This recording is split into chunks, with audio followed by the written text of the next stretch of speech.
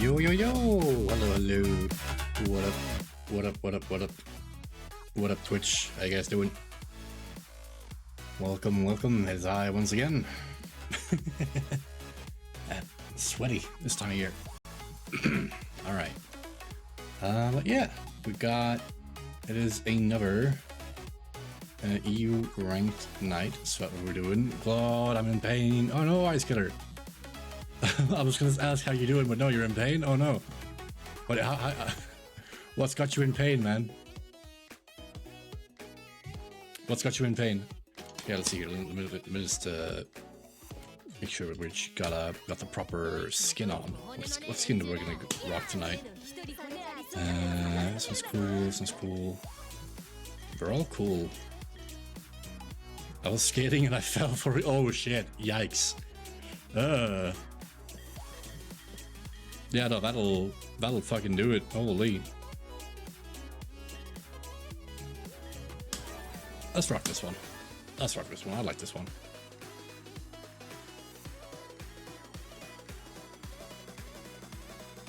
Uploading player profile. I don't know why it's taking so... Why is that taking so long? What the hell? Okay, there we go. Left wrist going through it right now. Oh no. Ugh. Oh yeah, you must have caught yourself on your wrists, right? Yeah. Probably with your hand. Ooh. Yikes. Yeah, but I can imagine that hurts. Like full body weight on the wrists as well. Ugh. That's gonna be fucking rough, man. Jesus. Yeah, I guess Nivo's hand protection things. Maybe. Yeah, no, like I don't know, like if you're anything you can protect is a headache saved, basically. So if you can get some protection for your hands, that's probably pretty decent, probably pretty good. Keep yourself safe and all those things.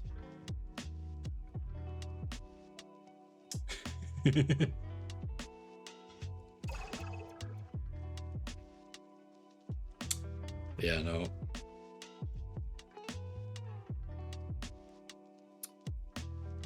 I've had some nasty falls myself, bro. I think I mean I don't know. I haven't done like I haven't had too many like nasty falls. I mean, sure, I've hurt myself a couple of times here and there in my life, but like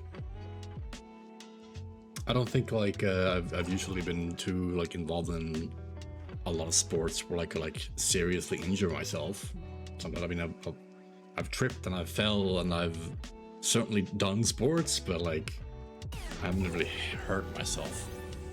Wally Cash 200 MSD4 E. Nah, probably not. Not for the start of it. Not for the start of the evening, I don't think. ADHD cookies eater, let's go. Also, I fell on my ass like twice, but I'm good on that one. Hell yeah. You got enough padding there on the back? Let's go. Glad to hear it.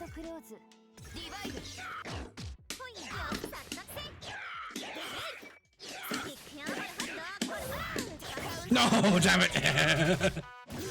Dang, I should have 2FF'd. But I keep not trusting that one. Whew.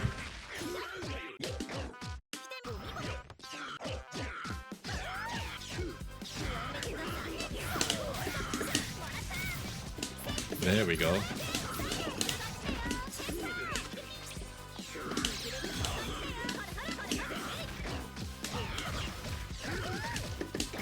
No! I thought I got the shield, but I don't know, must have pressed like too late. But yeah, no, like the worst I've ever hurt myself was when I broke one of my toes when I fell.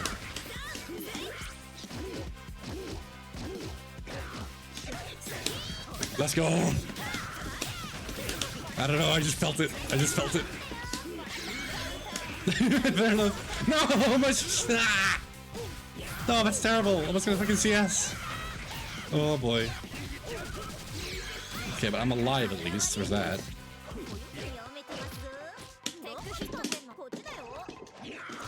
No! Damn it. Okay. Ah, feels bad.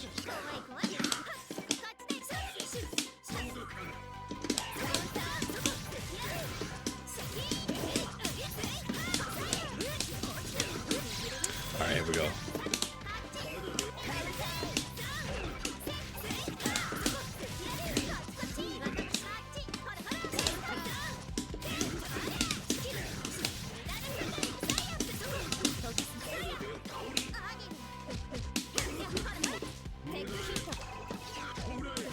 Okay, we both suck. Great, wonderful.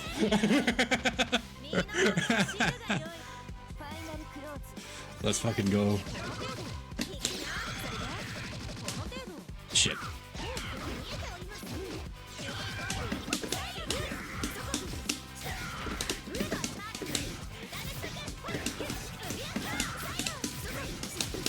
There we go, got him.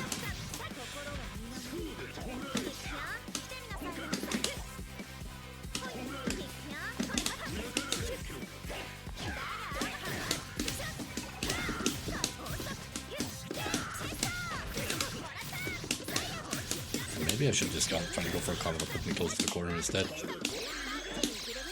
No! Dang it, okay. Oh, unfortunate. No, I tried to jump.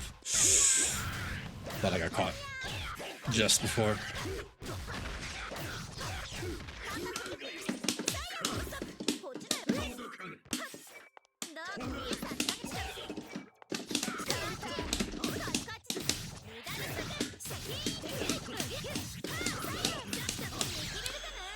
Ooh. I don't know exactly what I caught him doing, but I'm glad I did. Very glad I did. Ooh. All right. Ooh. Ooh, ooh, ooh.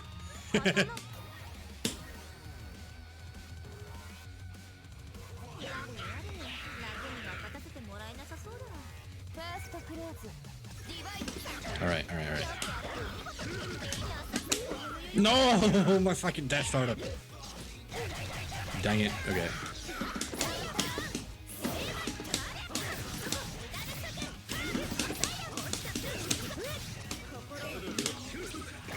Nope. Yeah.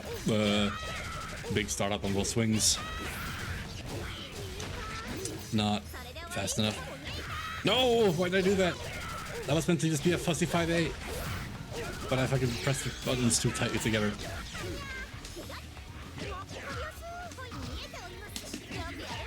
Whoa. Oh god! Nah, am I dead? Okay, not dead, not yet, because it's a draw.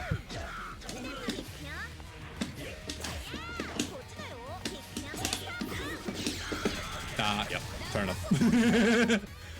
Could probably have, that was a nice shield. I could have used EX to get out of that, but good awareness to shield there.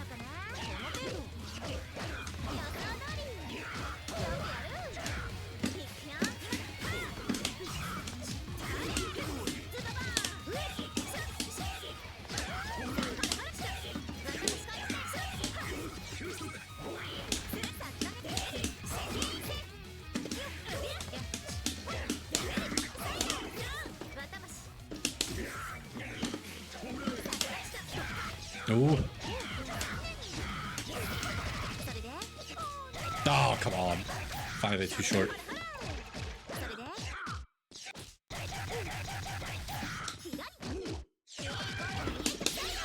Ah, yeah. I don't know why I stood up there. Okay. That feels bad. Okay, I'm not dead yet, but it's close. Ah! That really looked. That was clean. That was really looked like that. Like the overhead was gonna come out, but damn! Just immediately into the low. Oof. Okay, yeah, you caught me. All right.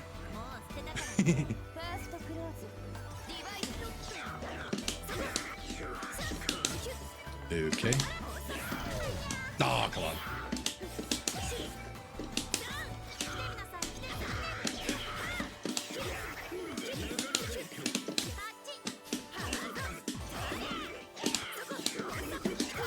Oh, come on. What?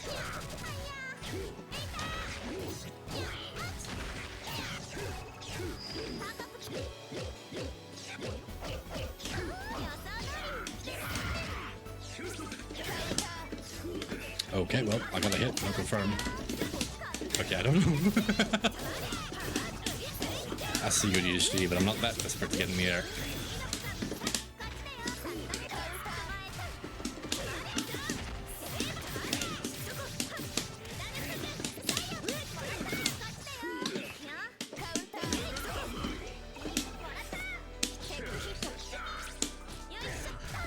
I'm just gonna do it again.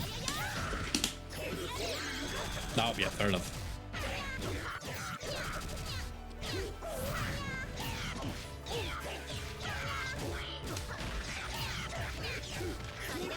Okay, I'm gonna have to get rid of that bot in a second.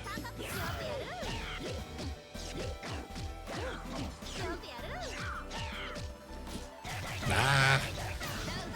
Okay, let me just go ahead and bam. There we go. Get rid of that one. Okay.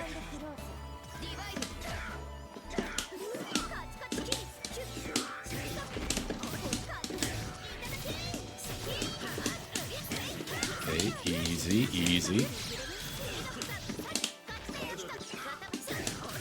LOL.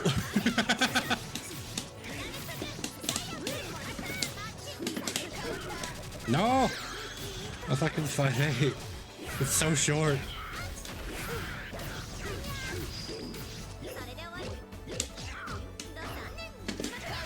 Nah, man.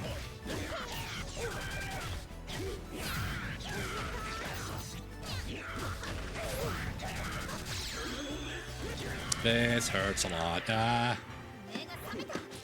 Okay. Maybe I should just IWEX there. Maybe that would have killed.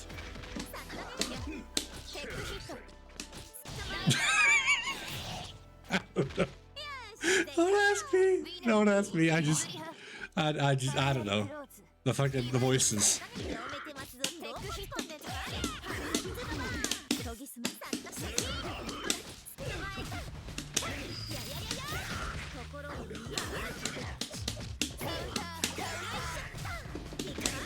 The fucking voices, dude.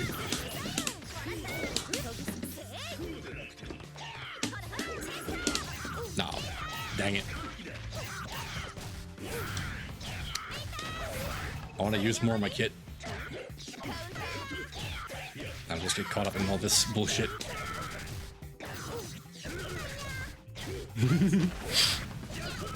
Oh boy.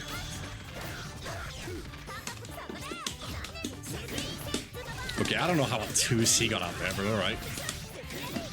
I was trying to do like 5A 2C or something, but oh, fine, alright. I mean, it worked. No, damn it. Am I dead? Yeah, I'm dead. Or not. No, DHD, what are you doing?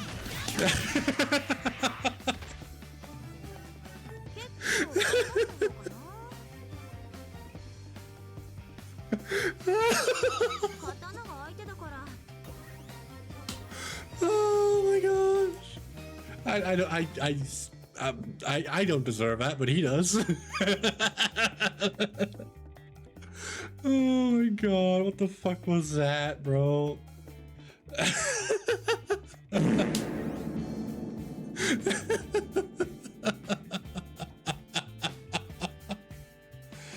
Very true, JC. Yes, I cancelled one hit early. Good character.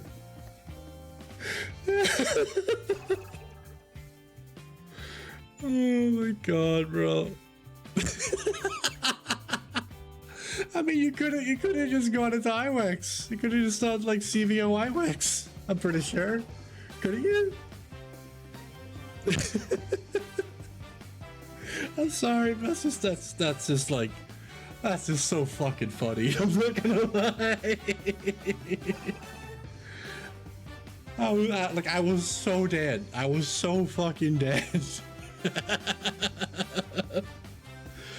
Oh man, yeah. GG's, GDC. Makama's strong. Oh yeah. Oh man. What up, Yogurt? How are you doing well? Hope you're doing well, man.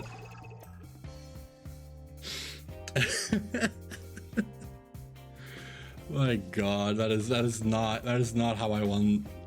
That is not how you want to be winning stuff. That is not how you want to be winning stuff.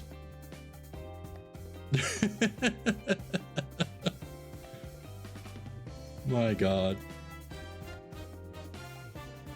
That's awesome, I love it. I fucking love it.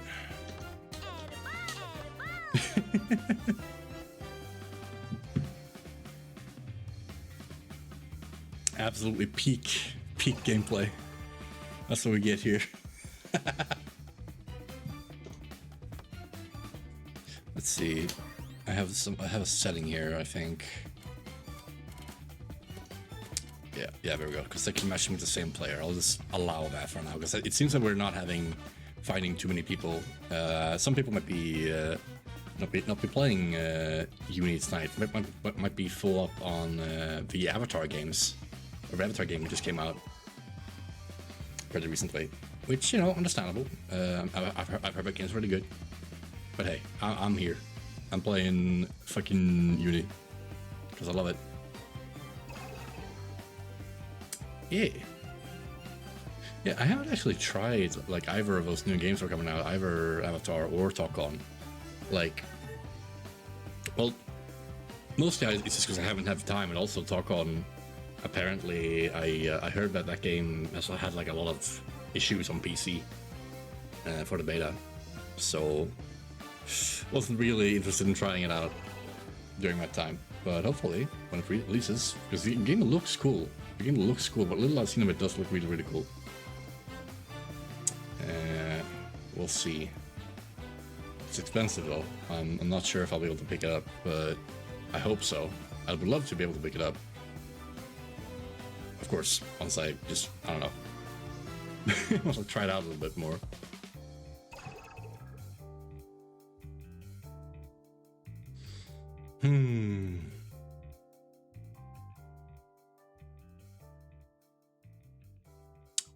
Yeah, no.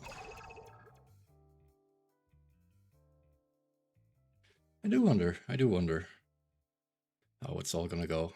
If I'm gonna be picking up every time that like a new fighting game comes out, it's like I always question, like, am I gonna be playing that game as much as I've been playing Uni? And you know, like, is it worth it to pick it up for me? And I don't know. Hey, yo, it's Karazon. Let's fucking go.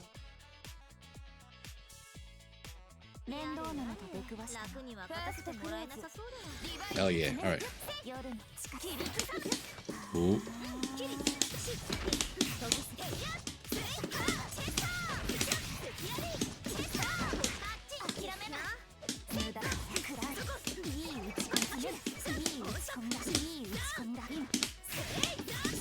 Ah, shit, okay.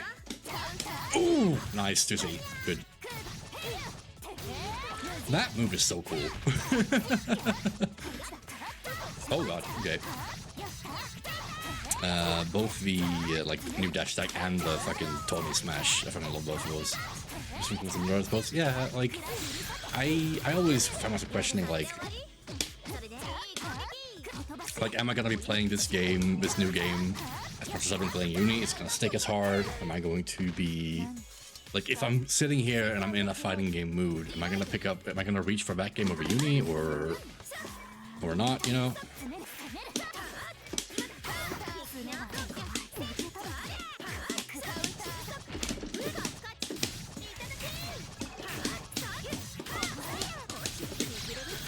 I don't know, it's weird. Like I just haven't. I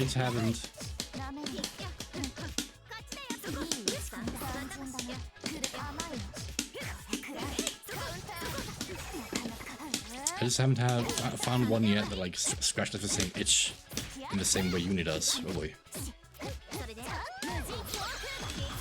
Okay.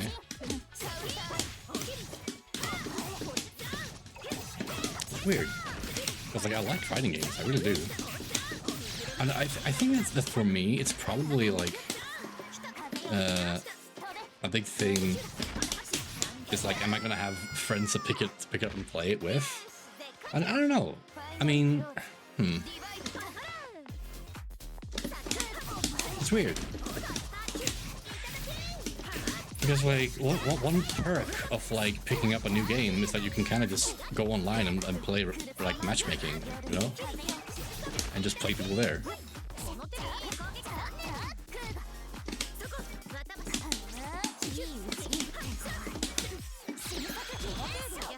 Ah, damn it.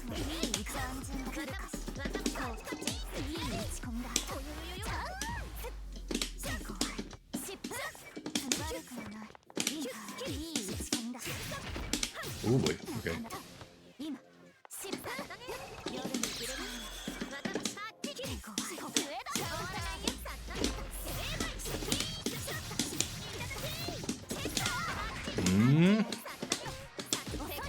Okay. Ah!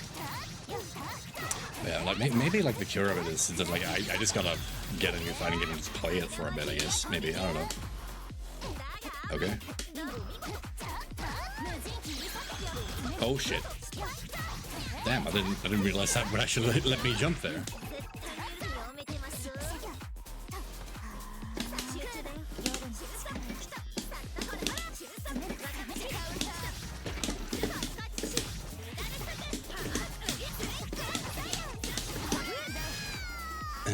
Well, I definitely haven't made a lot of things I really like in general. It's really go. I like this because of X as far as fighting games go, at least. Yeah, no, like it's weird. It's weird, and I don't know. It's strange. There are so many things that you can like or dislike about games, and I feel like I don't know. I haven't played one that hits like that same middle ground that I've really enjoyed with Uni as I have over fighting games. Like I think I've talked about this before about how like Uni really hits like Uni hits like a good middle ground between like how fast you gotta be and stuff. And I don't know. I haven't found another game that hits that same way, that hits that same balance, where like I'm not just getting fucking hit by 50-50s over and over again.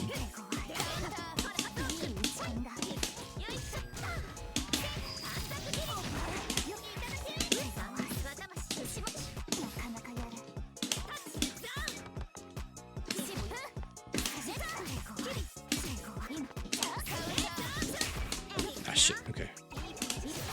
What is he looking to get anyway for playing games? I don't know. I feel like it's not so much that I'm looking to get anything. Like I just want to have fun playing a fighting game. That's all it is. Like that. And I mean, like I am getting that from playing Uni. So like I don't know. But at the same time, I also do want to like broaden my horizons and you know, play other games, because like I have friends that are picking up new games, or like trying out new games and stuff.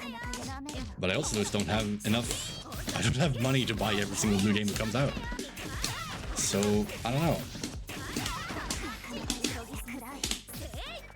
And I mean, like I'm usually the type of person who's like I'm fine with buying a game to just play it a couple times, but it needs to be like a reasonably priced game. Like I'm not dropping 70 euros to play Tokon. I'm only gonna pick it up and play it a couple hours. Like if I pick up like if I put $70 down to buy you know, Marvel Tokon, and I play that game for only like 10 to 20 hours, then I would consider that a waste. Honestly, I would consider that not money well spent at all.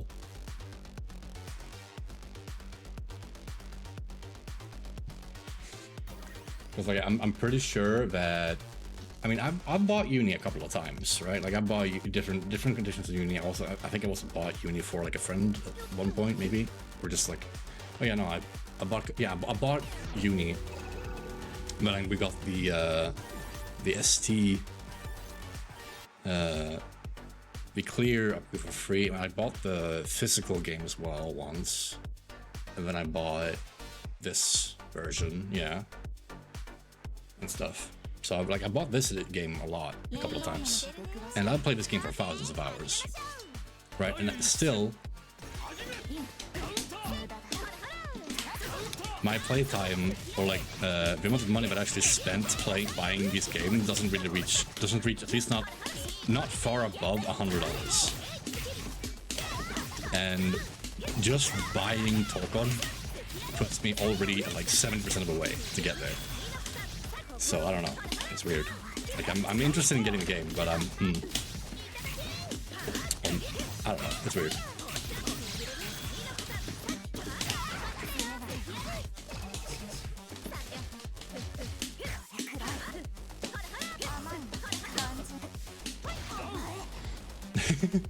Quickly, seems why I rarely buy single player heavy storyline games. The time versus money spent is not for me most of the time.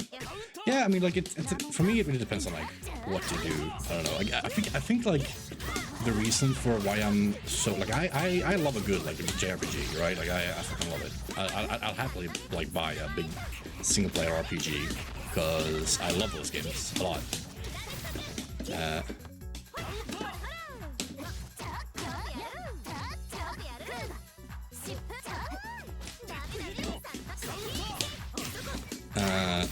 Like I think part of the reason why I'm cautious about putting it specifically into like a fighting game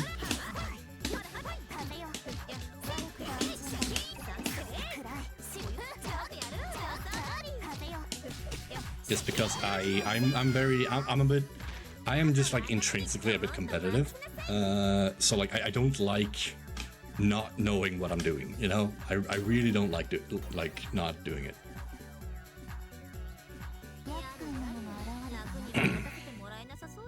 And that means like that getting into a competitive game is actually like a pretty big time sink for me because I want to know I don't want to know what to do. And sometimes I just don't have a time for it.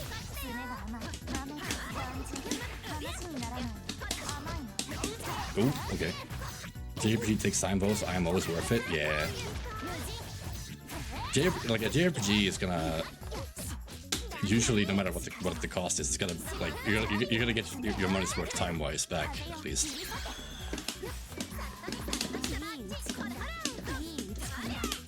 At least in my experience. It's weird. I don't know.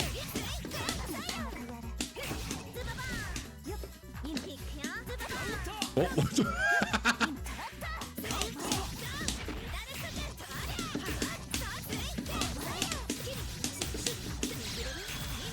There we go. All right. Ah.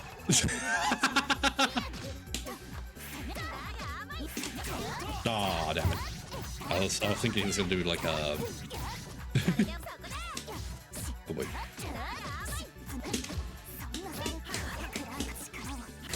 Fair enough.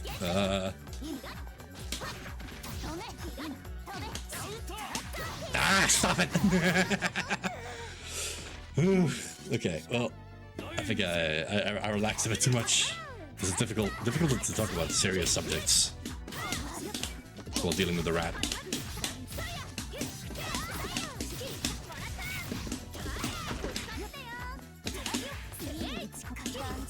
Ah, damn it! Pressed too early. Okay. But yeah, right.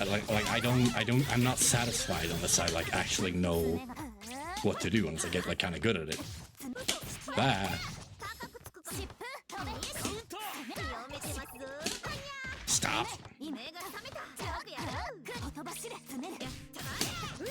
Fuck it.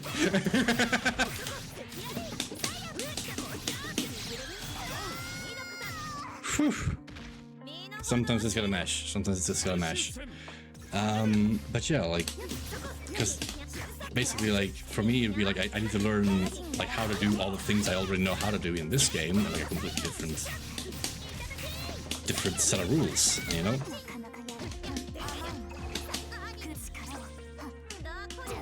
And I don't know, it's weird. It's weird. Like I know I can. I know I can talk about this much better, but I'm distracted right now. Ooh. I don't know.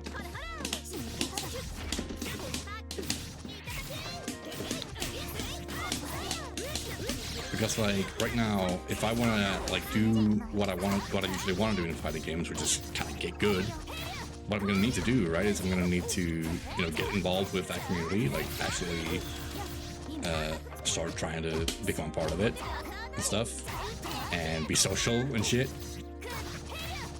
Maybe like talk to people about like the character I'm playing and all that stuff. Going through all that whole process again. What? Okay. He whiffed the 2 for 6C, but it's still, I don't know, goddamn. That had like no landing recovery. Jesus.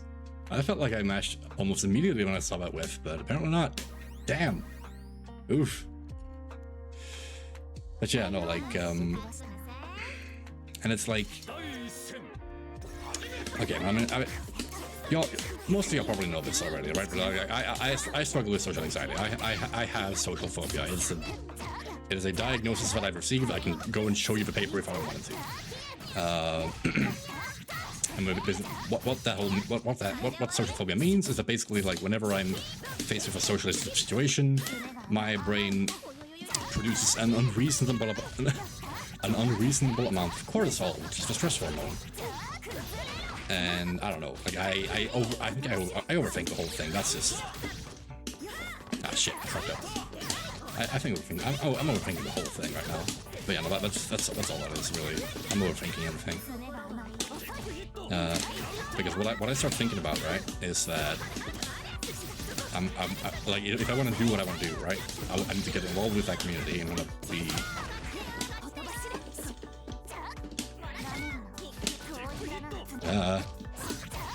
No. You learn the characters, all the stuff.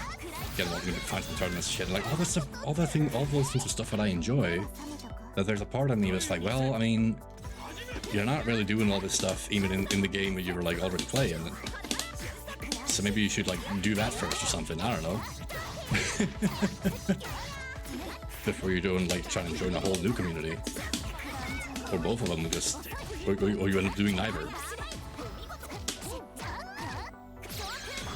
I don't know. It's weird. Okay, cool. Ah.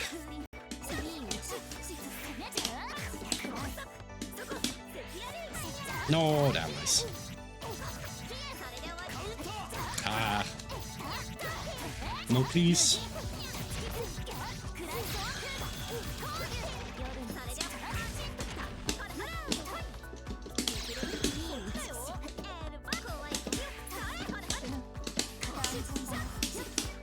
I didn't mean to assault there. Like, it's weird. It's weird.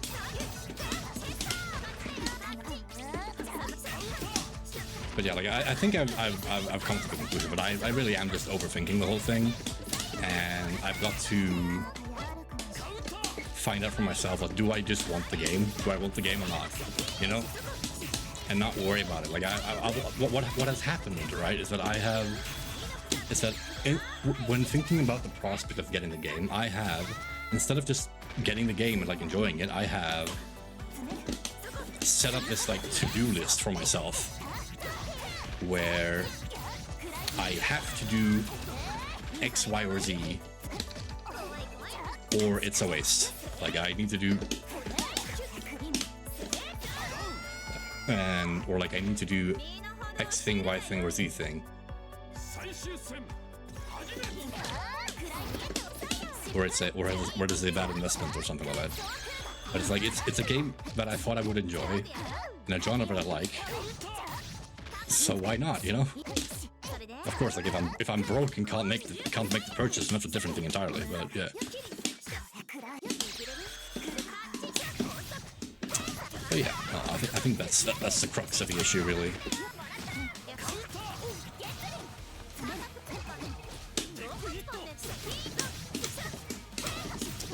And I think that, like, right now, I probably do want the game, to be honest. I'm gonna look that game up a little bit more. I know there's some YouTubers that have played the beta.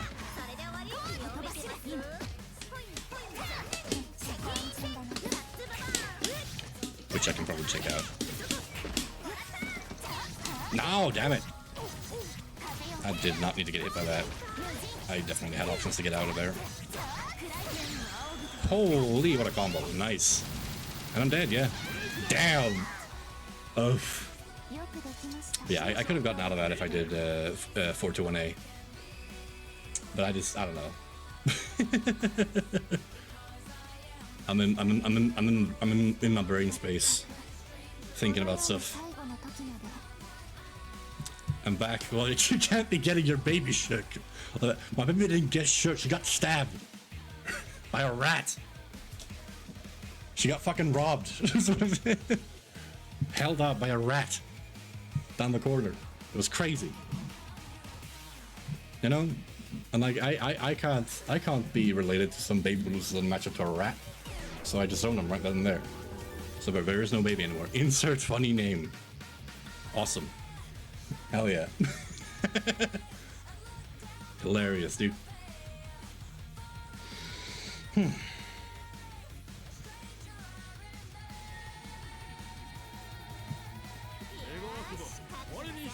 Yes. You just got, yeah. Thank you, Karazon. GG's. Well played. Well played. Oh boy. The red gaze. What's that about? Wow. Ooh. That combo's so fucking cool. Nope, sorry, dude. I've seen that. I've seen that so many times.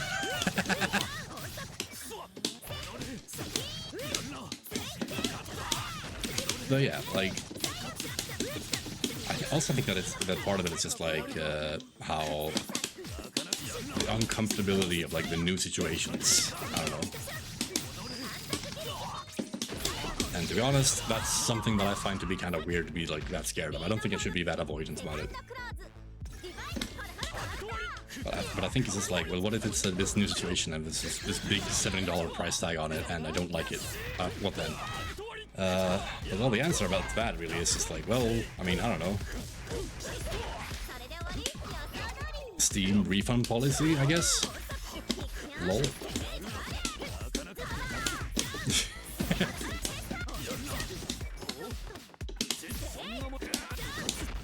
Ah, shit. We do enjoy getting refunded, that we do.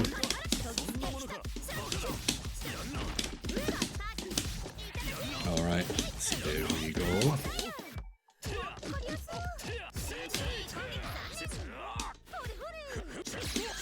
Ah, damn it! I thought maybe I could get a cheeky 5C to punish that. Unless it's rollback frames. Yeah, true. Listen, we love getting the money refunded. We don't like getting the frames refunded. Wonder if a Akatsuki's franchise will ever get a new game? Yeah, I wonder. Maybe. I don't know. I feel like, part of me feels like it's unlikely. I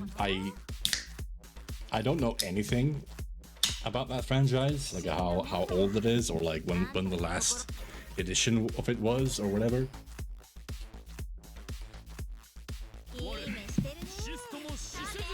Because with most things like that, the answer, I bet the answer is usually just like not likely. No, come on. Short ass 5A, 2A, I mean.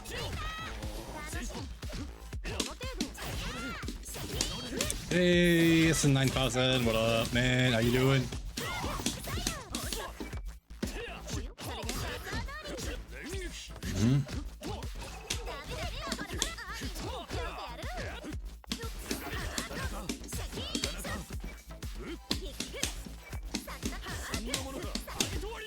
Okay. I was like, oh well, you know, I'm gonna condition it. I'm gonna do the thing I did last time, but then go for pro instead. I just got fucking smacked in the face for it. Okay. be honest. Reasonable. Ow, God. About to hop on ranked. Hell yeah, see you there, SN9.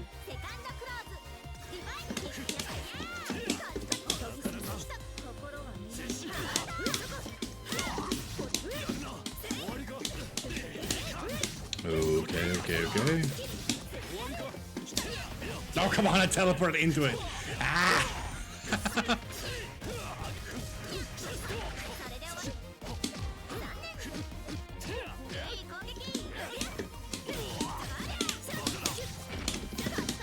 You're trying to condition Donkey? Yeah, you lost. True.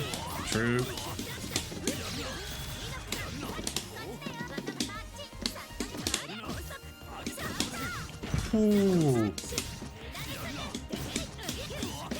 Just barely didn't get hit by that. All right.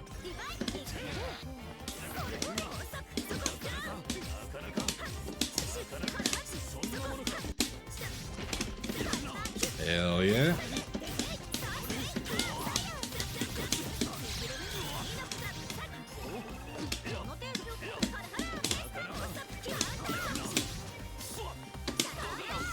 Okay, here we go. See that out of there. Oh, the fucking thing didn't last long enough. Okay.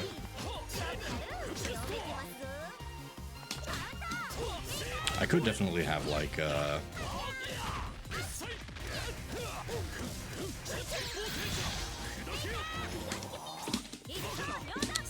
what was I saying? I forgot. I looked away and was instantly just distracted. Oh yeah, I could have punished that if I just did something different.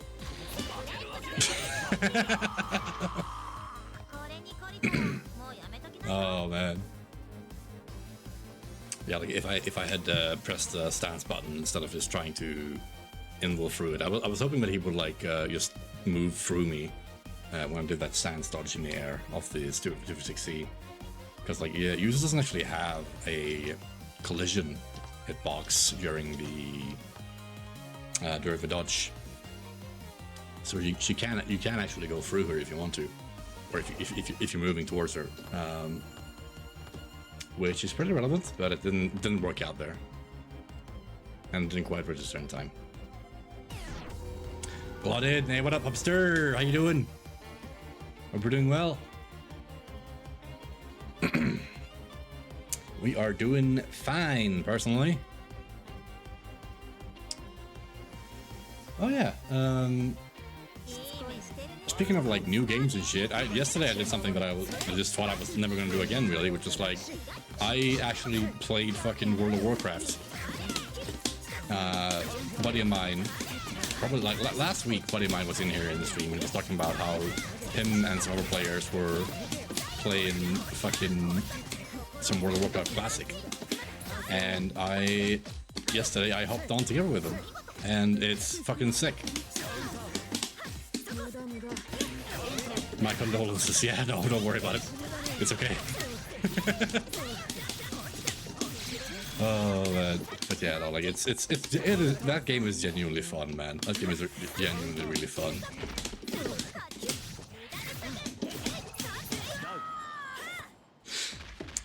It's just such a big part of my fucking childhood, man. That shit.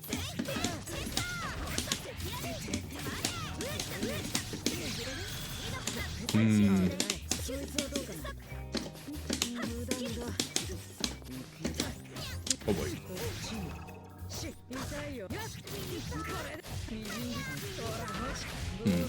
You know, one other thing that I think is, but I got to think of it. I don't know. Oh boy, I fucking dropped the stick.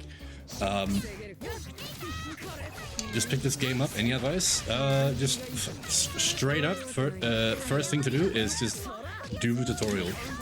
Genuinely, the tutorial, or at least start doing the tutorial. Start like picking out parts of the tutorial for yourself, because the tutorial is really good. It can, you know, it can do stuff like I've already just like general fighting game, some fighting game basics as usual, or like actually introduce you to a little bit of the deeper system mechanics as well. So there's a lot of stuff you can learn there in the tutorial. Like a lot of the game's mechanics are just laid bare for you to you to study, and it's genuinely really good. Now, other than that, as for like general gameplay advice, I don't know.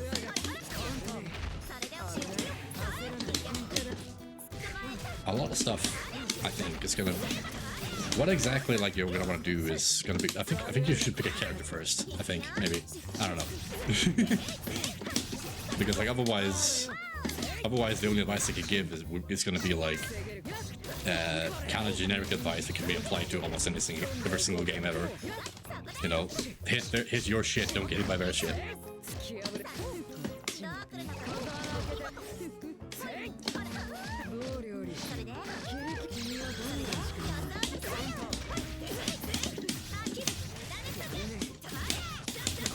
Fair lol.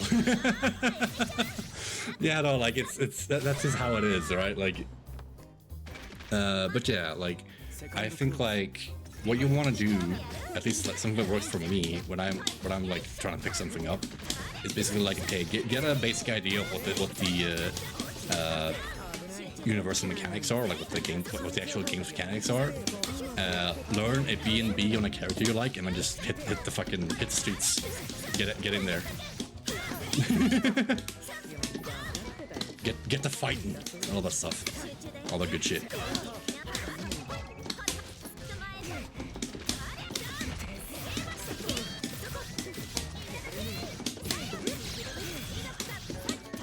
But yeah, like as opposed to that, like if you want any other info like about like characters or some stuff,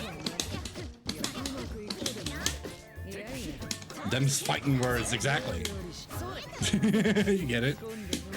Ah, damn, I tried to anti-air. It's too slow.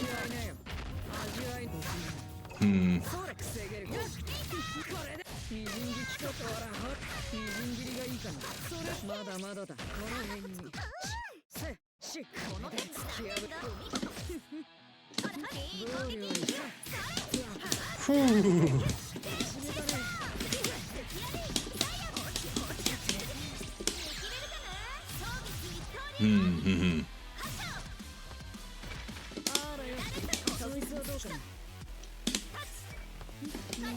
Nope, that's the wrong teleport. Yikes. Okay, well I have health advantage. Time is ticking down, so as long as I don't like... If I can just keep him off of me, then I'll be fine. Oh boy. There we go. Whew. Been spending time just trying to do combo trials so far, but obviously I still don't even have a good feel of the game so far from that. Yeah, like that's part of why I generally say like, okay, just learn a basic combo, learn any combo that you can kind of just do from almost any hit. You know, don't get too fancy with it. Don't try to do like, you know, the fucking expert trials and try to hit that shit in a real match. Gonna give you a little fucking tip here, right? Most people, even the best players in the world, are not doing combos that are as tricky as the expert level combos. I'll play if this guy wants to. Timing's the hard part. I hit the buttons too fast. Yeah, no, I've definitely had some people talk about. That's something that I feel like a lot of people bring up when they come into the game. The timing of like doing combos and stuff like that. And I think that like something that people need to get used to in this game. Oh shit! I actually got fucking grid broken. But something that people need to, or something that you need to really realize about this game is that you can do a lot of buffering in combos in this game.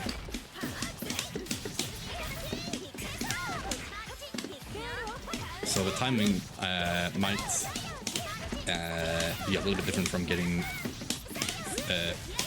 might take some getting used to. Oh boy, sorry, carbonation in my throat.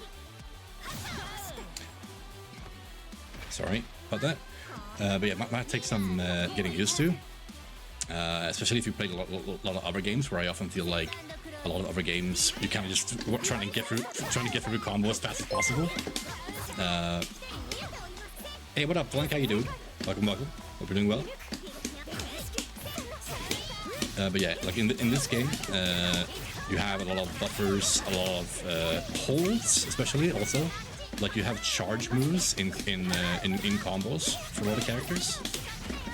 So that's pretty different from a lot of other games that I play, at least. Alrighty, thank you for the follow, Scottish, by the way. Thank you. Okay, yeah, this guy gave up. Fair enough. Not gonna force you to play. Not gonna force you to play, buddy. Let's see. We're gonna go now. See you around. Yeah, you have a good one, Yogurt Mail. I'll see you around. Y'all have a good one. I'll just end match. There we go. If the guy's gonna give up like that, I'm not gonna force myself. I'm not gonna force him to play against me like that. No worries, man. Thanks for taking the time to reply. Yeah, I'm happy to. I'm happy to. I've spent a lot of time playing this game, so I'm happy to talk about it. as you'd imagine. Still have some questions about Yuzu that I'll get around to next time. Hell yeah! All right, hit me anytime.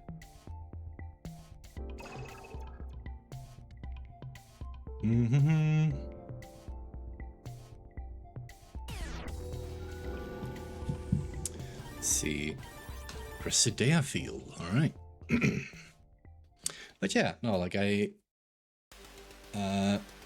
definitely charge moves and buffering in combos is something that this game does very differently from other games. Ooh, that's a neat custom. Because that is a yeah, that's definitely a custom. Ooh.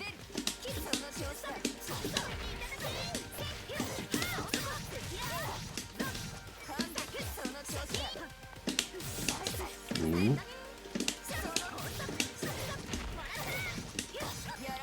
Okay.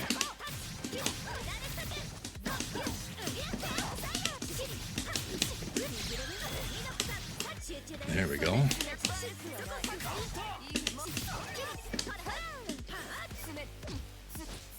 Okay.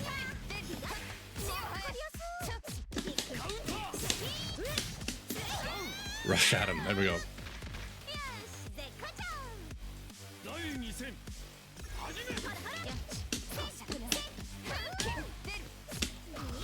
That's Robin. Oh my god, yeah, it is Robin. Holy shit.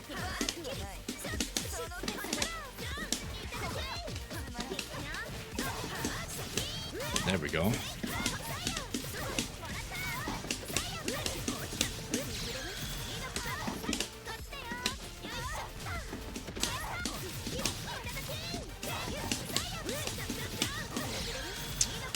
I should probably, let's see here. Ooh, play some rank today. Izumi is so cheap.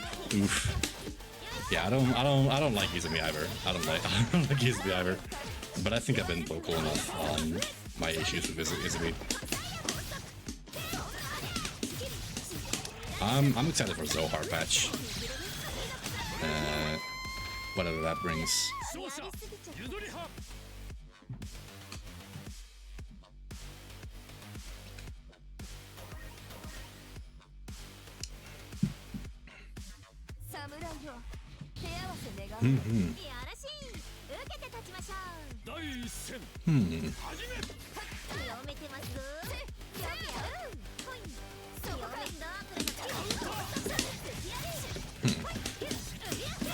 I was starting to think, like, is it possible to really make like a Batman skin in this game? I don't think so. Because, like, I mean, maybe you could probably make, like, if there's like sufficient black and white, if there's sufficient like black and white coloring, you could probably make like a Merkaba Batman color. Ooh. Yikes.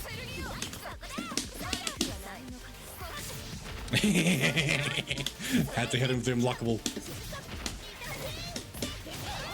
Let's fucking go. Wow, that's quite the health bar, AO. What health bar? Nah. Ain't no health bars here.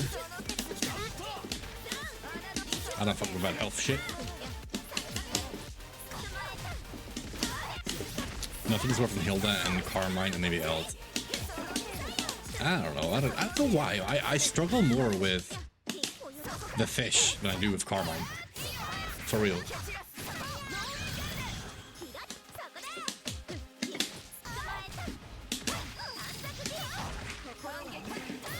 Seems like you beat the shit out of the other fighter for a while, and they're only on half health. Yeah, like, Yuzu's combos are pretty long. And, like, people generally have, usually you have, like, 10 to 11, 10 to 11,000 health, and I think, like, a decent average hit is gonna deal something somewhere around like 3.4k, something like that. Like that's like an okay hit, okay combo. You know, like if you're doing like real good optimal stuff, you're gonna be pushing closer to 4k on each combo. So like generally the game is gonna be like generally the game is gonna be like 3 touches. Yeah, I don't know.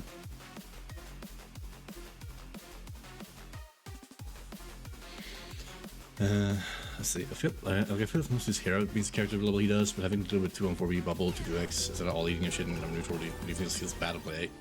He just feels bad to play against. Yeah, like that's one of the points that I've raised about the character. Right? Like I feel like several of her moves just do too many things all at once. It's really I don't know. It's strange.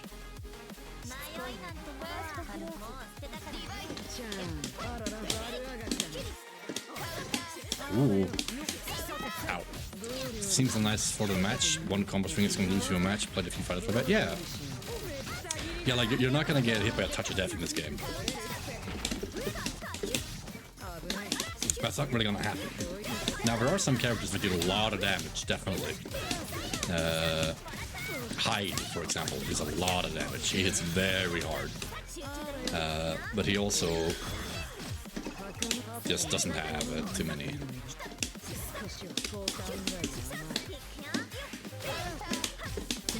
I don't know. See what I was. Well, I forgot what I was talking about.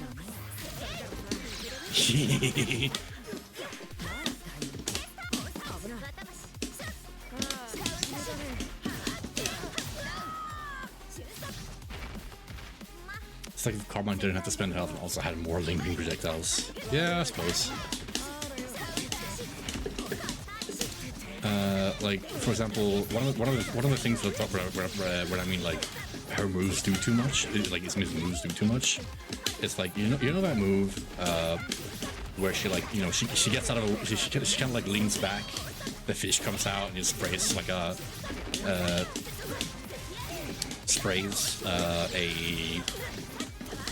bunch of bubbles immediately.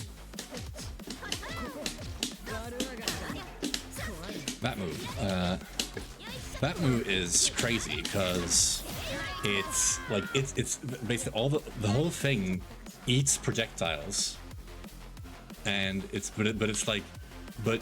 eating projectiles doesn't like disable it in any way. You know, none of the bubbles actually get impacted by it. It's all like one specific attack. It doesn't even take up any hits. I'm pretty sure. It's crazy. Like I don't know. It's weird. Yeah, but Makula. Yeah, exactly that one. That move is insane.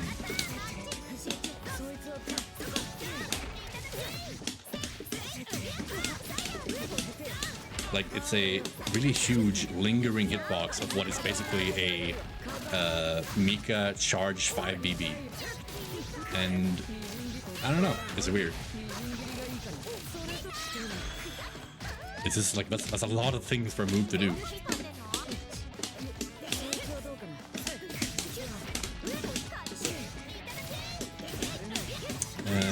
But yeah, like as we're saying, Scottish. Yeah, I agree with that. Generally, like you're not gonna die to a singular string. You're not gonna like. I mean, of course, some characters we do still have like like separate characters, stuff like that. For example, Byakuya right here. He's one character who can definitely turn one hit into a very advantageous situation, which will, which has a tendency or possibility to snowball quite heavily. But that's just like how that character works. It's not something that's like inherent to the system or like how the game works.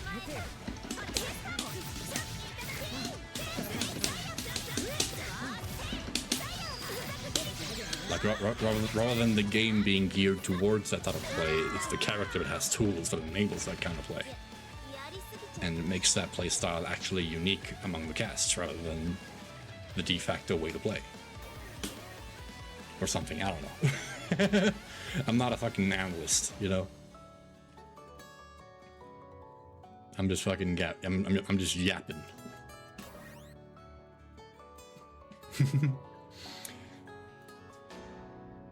But yeah, no, like, let's see here.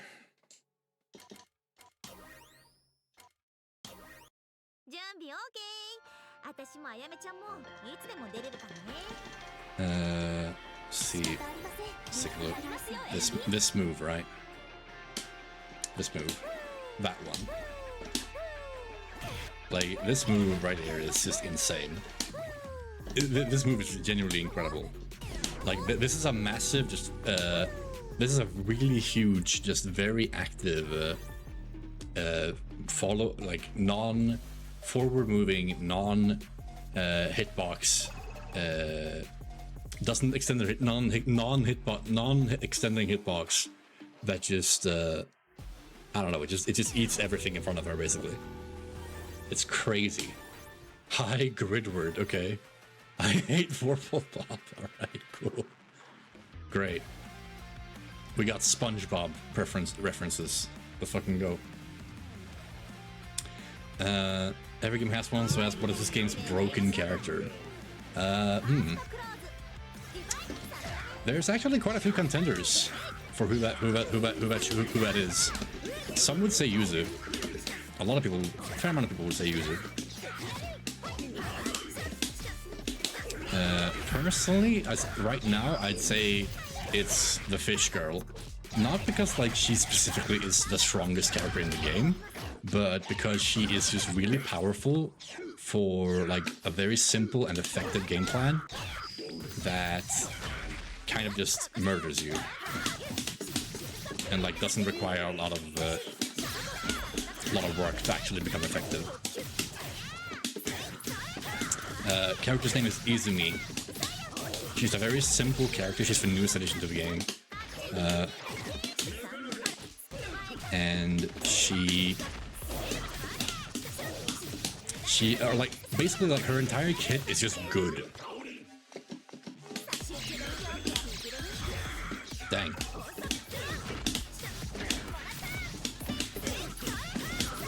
There really is just like not a single bad move in that character's moveset. Every single move is just above standard.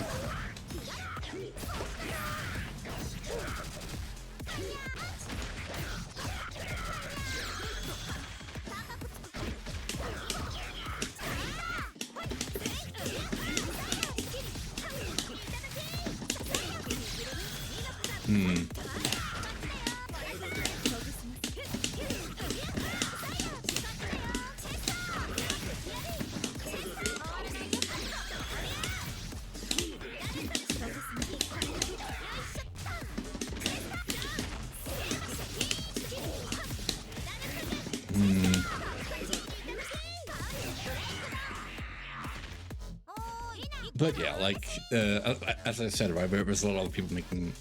You can make a case like for a lot of different characters why they are quote unquote the strongest or like the broken character. Carmine is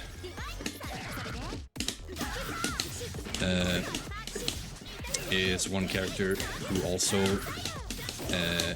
sees a lot of the, I don't know if controversy is the right word, but like a lot of hate in a sense.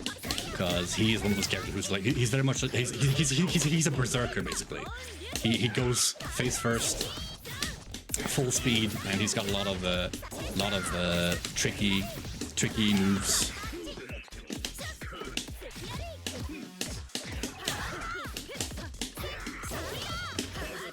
shit. A lot of setups and stuff like that. Like he can definitely make do a lot of nasty schmicks. Definitely high lows and shit.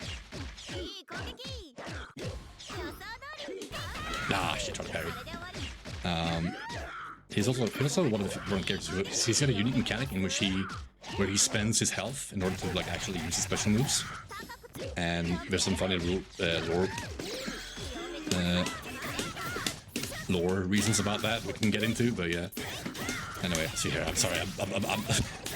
I want to talk about it. But it's like the fucking this match is cool.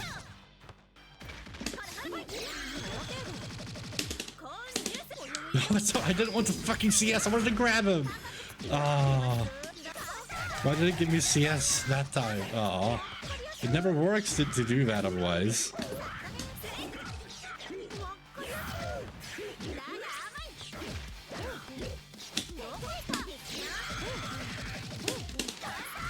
There we go, gotta grab him.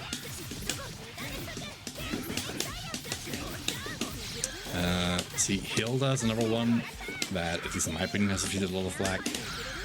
Because she's also, I mean, personally, it's like Hilda's one of the zoners in the game. She's also like very set play.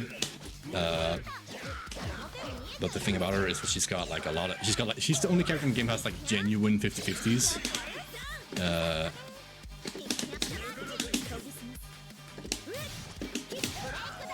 The Roomba is not okay. Yeah, and the Roomba, so to speak, is a big source of the 50-50s that I'm talking about. It's a really strong move. Definitely. Basically, she places this small tracking circle on the ground, and it follows you around until you hit her. And if you don't hit her, then it basically just sticks around, and whenever it reaches you, it will start attacking you. And if you're not blocking by that point, then yeah, no, you're dead. you get hit by it. And then you're stuck in the 50-50s stuff. Part of the glove is unrelated to stuck. Actually, never mind. Yeah, okay, no worries, no worries. She needs it. But yeah, it's a mobile landmine, pretty much, yeah. But yeah, like Eltham as well is also a character who is, she's also a character who's, she's just good, but she doesn't quite have the same, like pressure potential as Izumi does. Izumi can present a lot of like damned if you do, damned if you don't type situations, because she has tools where like she can hit you with this setup thing, setup hit, and or grab you at kind of like the same moment. So if you do an OS to try and grab it, you just, if you do it too early, you die. If you do it too late, then you get TRM'd. If you don't do it, basically if you do it at all, really. If you do an OS at all, then you kind of just get TRM'd for rejecting this, so you can't actually attack, and it just starts over. So it forces you to either react to the throw or block it, yeah. And it sucks. It sucks to deal with. It sucks to deal with. I personally am in the camp that I think that Izumi is the strongest character. Simply because of how simple her game plan is, how simple and effective her game plan is, and how easy her execution is.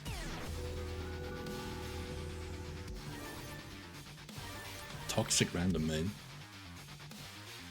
But yeah, no, like there's definitely characters which are, every character is strong. Don't get me wrong. Like it's not like these other characters that I've been talked about so far are like so far or like leagues above any other character that they're just untouchable. That's not the case. But they're definitely good. Right now, I'm not the mind. Like basically any character is viable, really.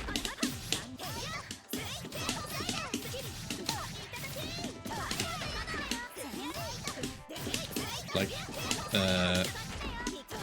there's people who right now say that like Yuzu is broken, and like yeah, Yuzu's really strong. She always has been. But I'm gonna put it this way. If I was trying to play the game competitively, I would not be playing Yuzu at the moment. I would not be playing Yuzu if I was trying to play the game competitively.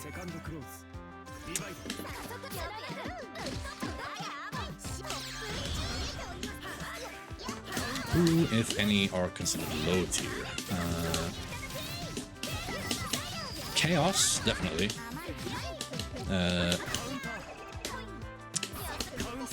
In terms of character balance, we need in a weird place. Yeah, like it's honestly, I'm not sure if you can call it like a weird place. Like a lot of characters are like very even, to be honest.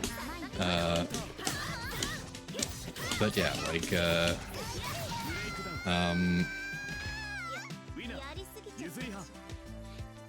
but yeah, Chaos is definitely considered a very low tier character.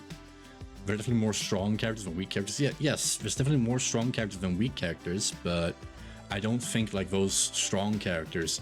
I don't think like you can really separate them into strong or weak characters because I feel like they're all like strong in different ways, or like they're all like generally they're all even. You know? I don't know. That's weird.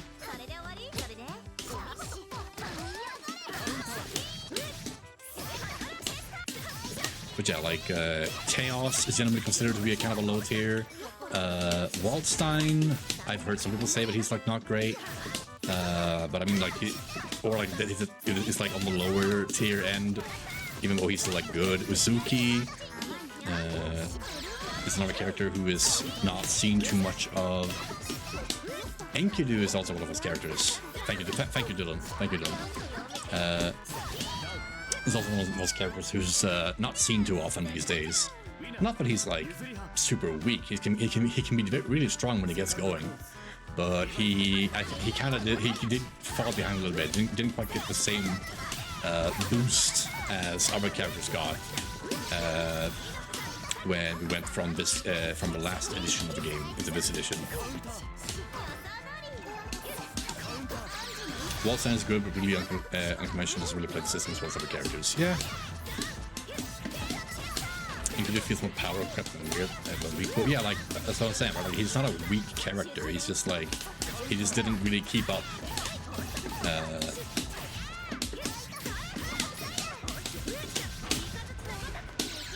When we went from the last game to this game. Enkidu 360 versus Wagner 360. Yeah, exactly, right? Like they got like basically the exact same changes, except Enkidu's is punishable or like minus on block. Like what?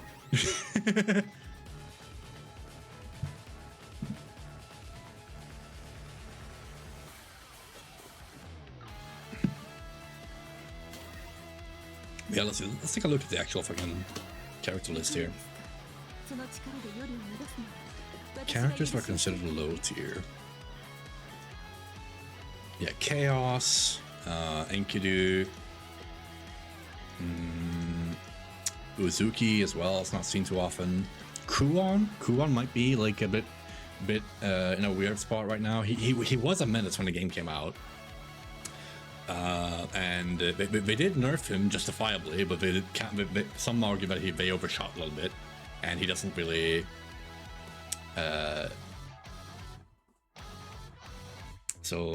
But yeah, no, like he's definitely not in his glory days. Still playable though, but not the menace that he was on release. Link 360 is -3 to +1.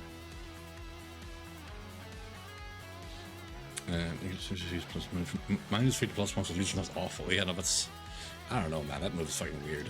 Mika, you don't see too often. I mean, I don't know. I don't really know like what people's opinions are on Mika. Mika's kind of a weird character. She's this kind of like brawler, grappler hybrid. Very strange. But yeah, no, like there's Akemi putting work into her. Yeah, for sure. Akemi doing great.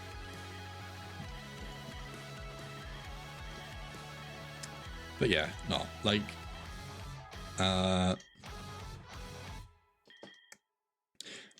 what I'd say is that like I think like most characters in the game are playable. I don't think you're gonna be finding yourself like there are certain characters like I think Chaos is definitely needs like more work put into him to really get going. That's because he's got some special mechanics. You see this big thing right behind him. That's a dog. He's a puppet character. That's Ozzy Dahaka is the name of that thing, or just Ozzy. And it's this like giant beast that he pilots. And so he's definitely one of those characters that takes some more getting used to, some more work to actually get going. And for that reason, some might say that he's pretty bad these days. But yeah, no, other than that, I don't know. My big unique character ranking take has always been that Phonon is bottom 1. I'm not sure I really agree with that. I feel like Phonon is definitely a powerful, like a pretty strong character. But like the more I think about it as well, like she really doesn't have too many things going for her, really. I mean, like, pretty good range at decent speeds.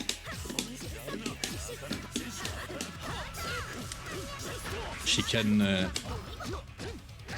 she definitely has like a lot of the ways to reset pressure for free, which is pretty good, but like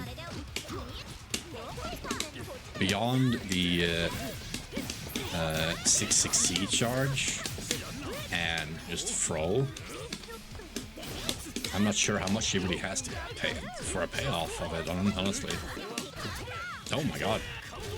That move is fast, holy.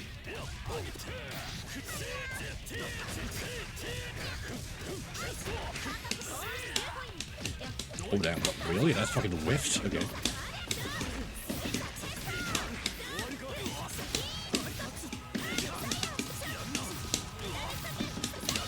At the very least, you see representation. Yeah, like definitely. I don't think there's like a character that no one plays. There's characters that few people play, but there isn't like a character that no one plays because they're so bad or whatever. Oh boy. Except for Yuzu, I think. I mean, I think we have like an Yuzu or two, yeah. Here in EU, I think SN9 plays with Zakira, if I'm not mistaken.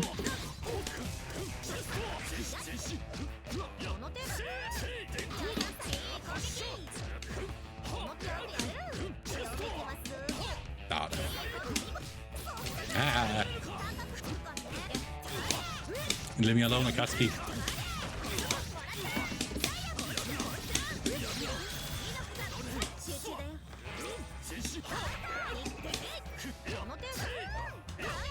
No, my button's so slow.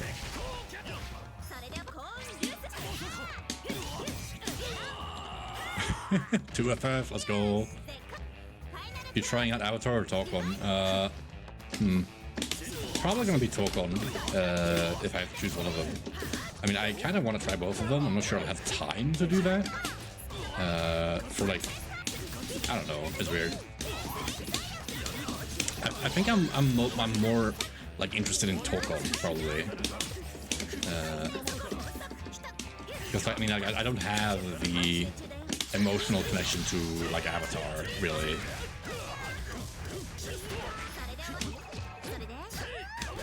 Oh god. Like I know stuff about it. That's more just because like I've seen that shit on fucking YouTube shorts and shit.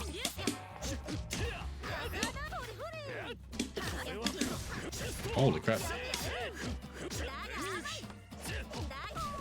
Ah! Okay. See, I don't want to lose this. I don't want to lose my fucking 13 win streak.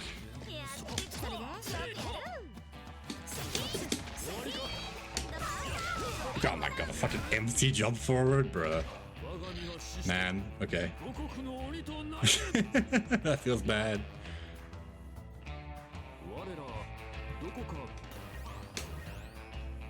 Oof. Okay. Totally doesn't have especially weird knowledge check stuff. Or basic kid feels all types of characters to play with a bit better. Even her experimental stuff just makes it want to give up more often. You mean because it's like multi-hit shit? Or something like that? Yeah, I can understand that.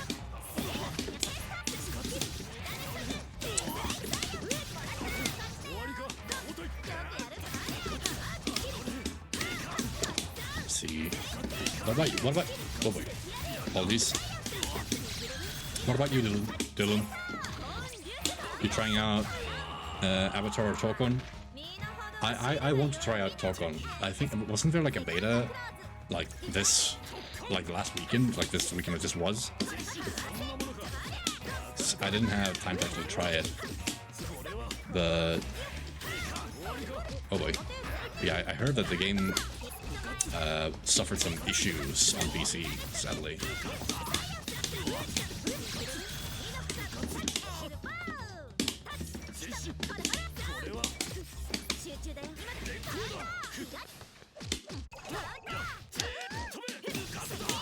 I don't particularly care about Marvel characters, even though the Arxis visuals is amazing.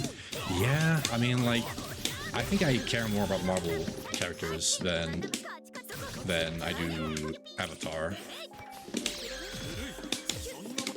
I don't know. Oh god.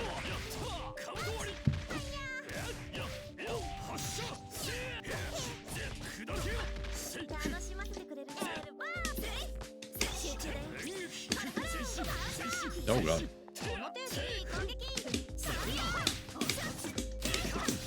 Yeah, no, I get that. It's kind of the same for me with the Avatar thing.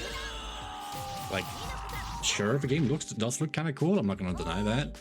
But I don't know. I don't care. Like, I don't care enough about the characters to really get like invested in it. But like I have grown up a fair amount with like Marvel and stuff. Like Spider-Man probably is honestly my favorite like superhero. I remember when I was a kid, right? Like when I was a kid, I had a fucking Spider-Man like Halloween suit, you know, like a costume, right? And I remember, or like. Apparently, like when I was a kid, like a little kid, like 4 years old, I once spent basically a whole summer where I would not put anything else on. I would literally, like, I love that thing so fucking much. I would literally wear nothing but that thing all the time. And like, yeah, no, I fucking love Spider-Man. It's so cool.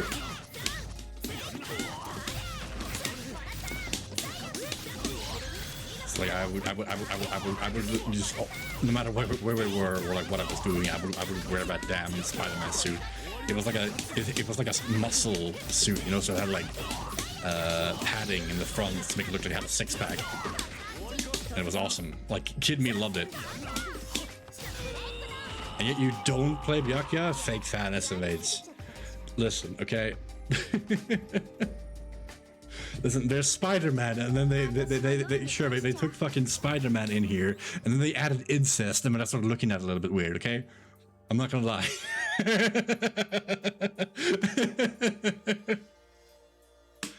Like, I'm sorry, but that makes me back off a little bit. That makes me back off a little bit, I'm gonna be honest.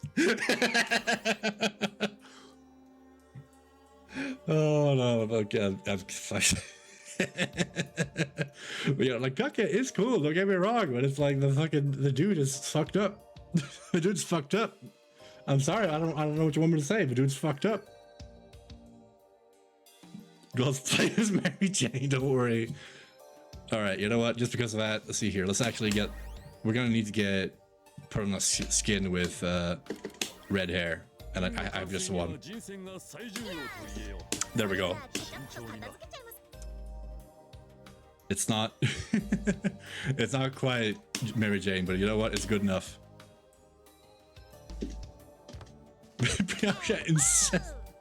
Is that a fucking Family Guy insists upon itself joke, but with incest? Bruh, that is...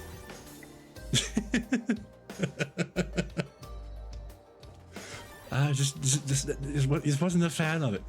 Just wasn't a fucking fan of it. It insists upon itself. Bro, what I fucking said about? Oh my god, it's Mary Jane. Yeah, look at it. Look, it's Mary Jane. Isn't it perfect?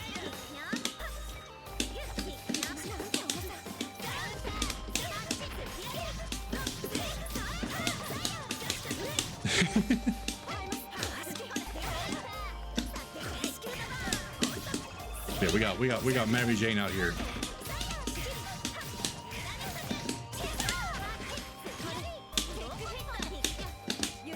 Okay, fair enough.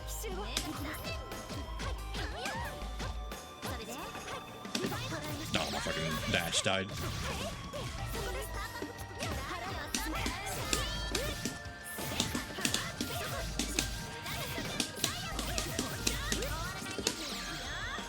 Yay, we did it.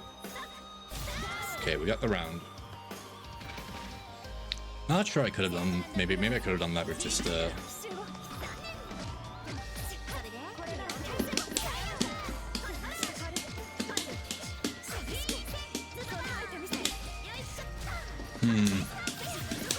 I don't know who this guy is. Something tells me I should be wary.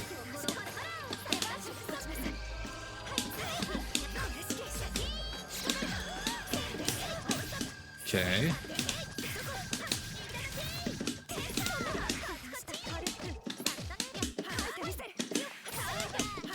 Okay, we actually fucking assaulted over Fourier 5B. Holy crap. All I'll say in defense of Byakuya is that they don't try to portray his tastes as anything normal or sane. Yep, absolutely. 100% with you there. He is definitely portrayed like a deranged dingus. He is for sure. Like the fact that it's weird is like I think brought up even by like the character that he is obsessed with.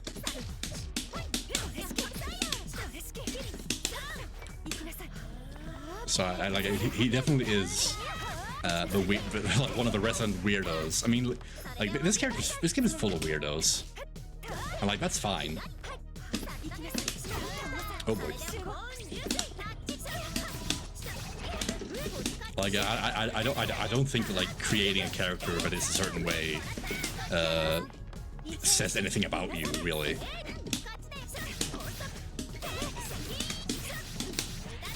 Like it's fine that we have a character, like Byakuya. I don't have a problem with that. It's just like I don't really want to play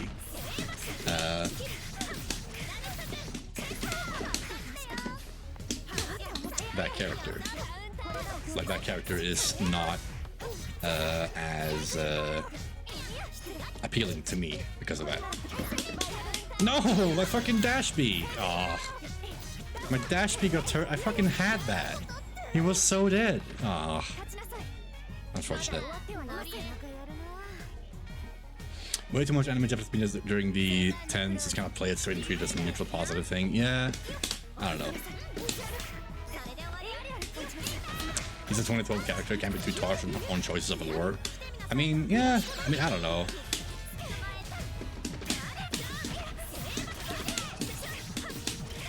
And also, like, I don't know, it's weird. Like I said, like, right, like, it's fine to have a character like that. Like, him, like, having a character like that is not an issue in and of itself. It's just that it's something that makes him less appealing to me, you know?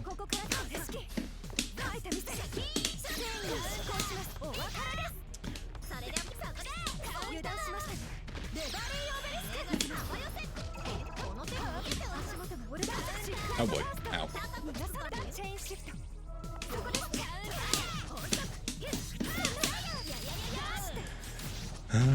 Let's see. I'm thinking about something. Let's see.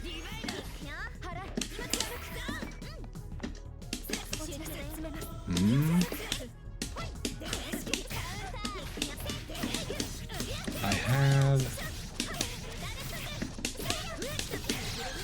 an idea, like something that I didn't kind of want to talk about. Fuck Byakuya, someone please.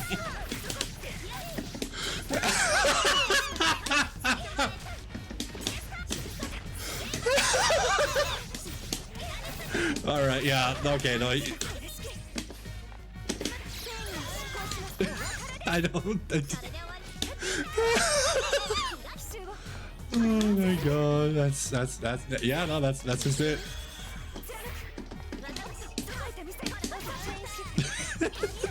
I don't know what to say. That, yeah, no, that's. Oh my god. Oh no, what am I fucking doing?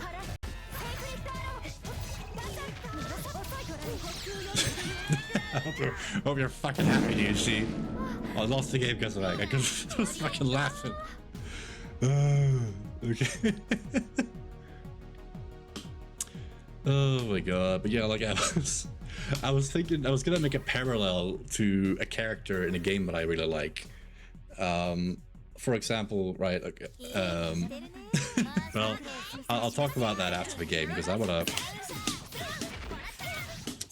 gotta lock in here. I don't want to lose another match against this guy.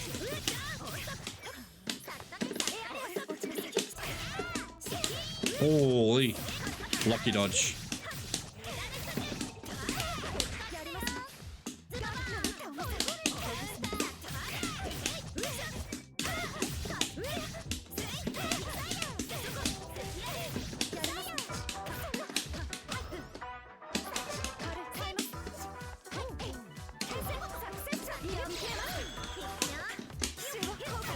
Ah, fair enough.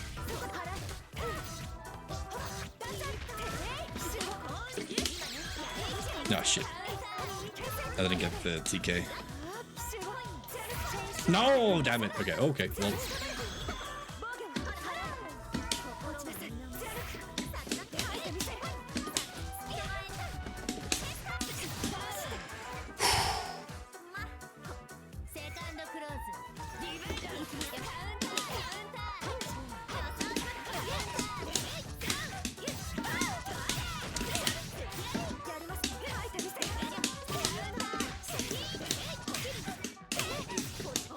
Man, am I grateful for that move.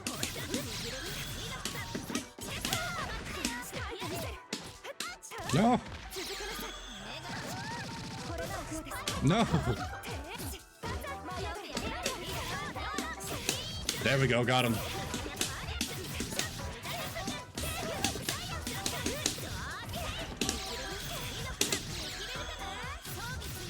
Whew.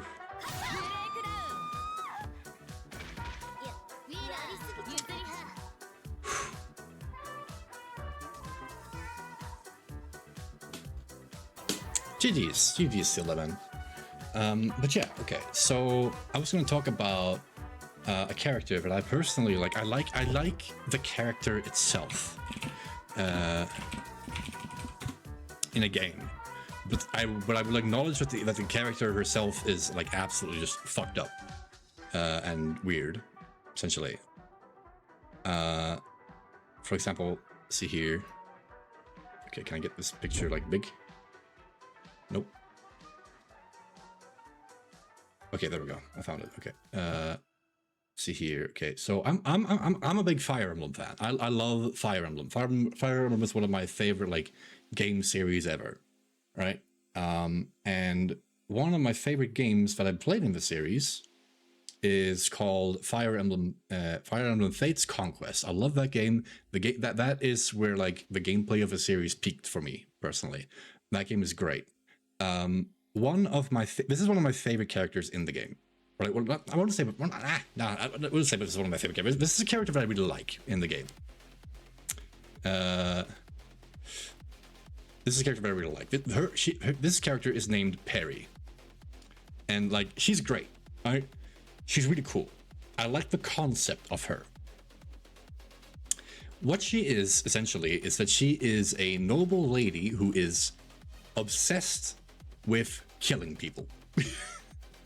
She is absolutely crazy about murder, right? She loves it. And like, here's the thing. That's fucked up. That's really fucked up. This is a psychopath we're talking about right here. This is a complete psychopath. This is a completely amoral psychopath. A person who is literally incapable of distinguishing right from wrong just because and just wants to kill people. And she's a soldier in the army that you're controlling, right? Now, the thing about it, right, is that like every single character that you play, every single character that you like control in that game is a soldier. Every single one of them has killed people. All right, that is just the truth. That is just matter of fact about the whole roster. Everyone has blood on their hands. Everyone has committed the act of murder, essentially. Well, not murder, because we're talking about characters in war, but yeah. Now, I don't know. It's weird. I'm blanking on what I was trying to say. But yeah, so like, but yeah, like she's incredibly fucked up, even despite that. Now it's played as this like kind of like, oh, you know, oh, how funny it is that she says that she's gonna go and find a butler to kill, you know, oh ho ho, how fun it is. Like I personally, I really like the idea that not every single character in your army is like a complete good person, you know. I actually do enjoy the idea that there is someone there who is like in the army for completely their own reasons, and like how that adds to like the emotional or like the ethics of the situation, you know, like what how the dimension of that the ethical dimensionality of it all. And but she is just like, she is straight. I mean, like, of course. Like, for example, you can have a character, like one thing that the series has done before, right, is that they'll have a character who is in the army simply because they want to get stronger. They are a warrior, they want to test their limits against the strongest there is out there. And so they join the army to like go out and test themselves, you know? And like, she's in a way a very extreme version of that, in a sense. She wants to fucking murder people. That's all it is. And I don't know, like it's yeah, no, it's fucking. I like the character. I want to like the character, but like it's just in a way, like I like the character, but it's like, oh, it's really distasteful. Like the moment you think about it, right?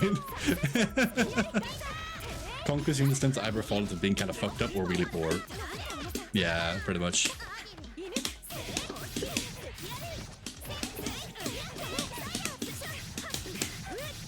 But yeah, no, like, Perry is one of my favorite units. One of my favorite units in the game. Fucking love her.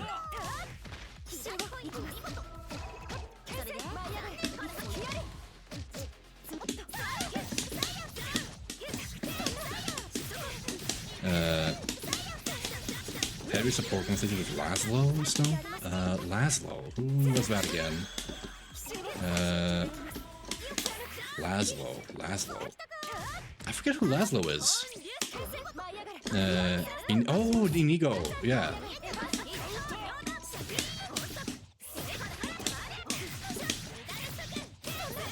Right. I personally really like parry support with Niles. Parry support with Niles is really cool, cause like Niles will talk to her about, because like she's a noble from a certain family, right?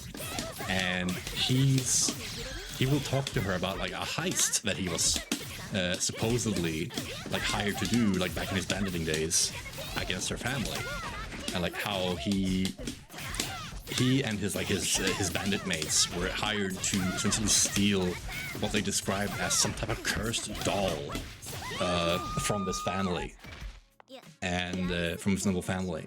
And they eventually, like through the conversations, find out that cursed doll, so to speak, that he and his mates were hired to steal was her. And yeah, no, like I don't know, because I think like the reason why that's interesting is because like Perry is a weird character, but she's a very interesting character in a way. Because like, why is she like that? You know? And like that's something that I feel like is never really touched upon. She just is. But like that conversation like makes me wish that you know we got to learn more about her. Like what's her family like? Do they have some kind of like curse on them? Do they?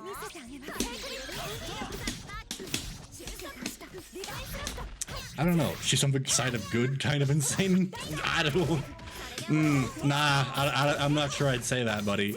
She is straight up just a completely amoral murderer. That's all it is. We're talking a character that literally does not understand the concept of it is wrong to kill people generally. Like that is the level of we're talking about literally a person who has spoiled baby type of logic when it comes to like the topic of should I or should I not be allowed to kill people. It's like it's like, hey dude, no, but like, no, Perry, you can't kill that guy, but I wanna, like come on.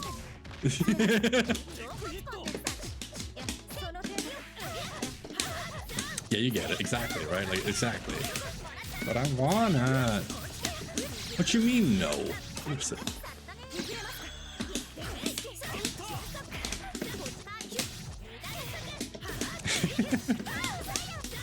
Yeah, like she's the type of character where like she could have been really interesting, but instead she ends up just being like kind of a gag, where the gag is how fucked up she is.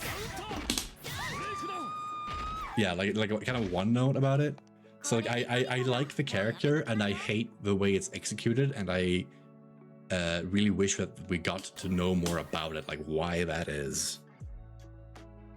And like part of the reason why I brought this whole thing up is like that's kind of how I feel about Byakuya, because like I think he's pretty cool and mysterious, but like he has this, like, why does he have this like super unhealthy obsession with his sister?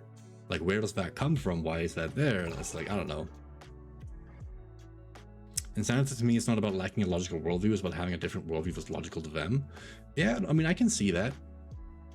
I can see that.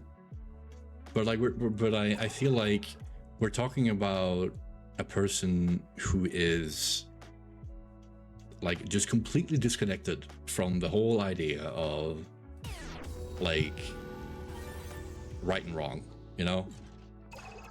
Like just completely. And I don't know, it's weird.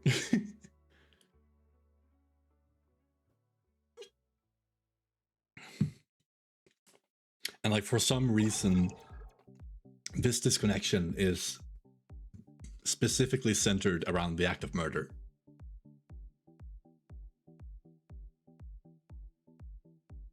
Oh, this fair and love and war, she really loves to kill people. Yeah, no, I mean, I guess. Lots of Fire Emblem characters tend to be that way, to be honest. Yeah, I mean, but like there's also a lot of characters where like even if they themselves are kind of one note, we get some like background information as to what they are, why they are like that, you know? Or like what their motivations are, or like if they have any other family ties or something like that, you know? Like those little tidbits. But for Perry, it's just like, well, she's a noble and she likes to kill people. Great. So like that's part of like, wow, I don't get it. You know, like that's all it is. That's all there is. Like for example, Charlotte, for example, is another character in that game, and like she's a character who is basically she's her character is basically that she's drop dead gorgeous and that she's a charmer essentially. She really likes. She's a gold digger. She's trying to get money by charming rich noble people to give her stuff.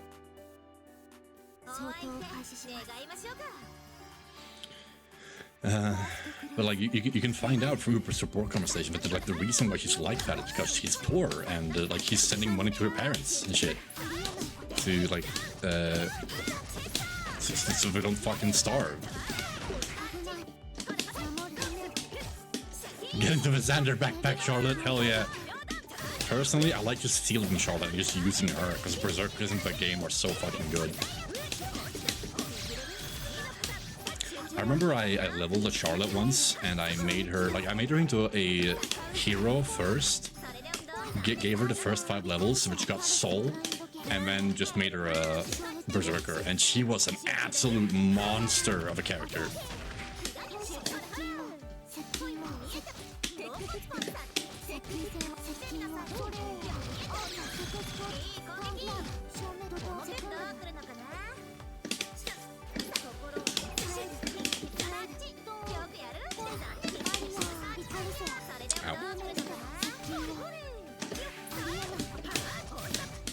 But yeah, like putting Charlotte in the Xander backpack really is a very good strategy because the berserker like para bonuses are just insane.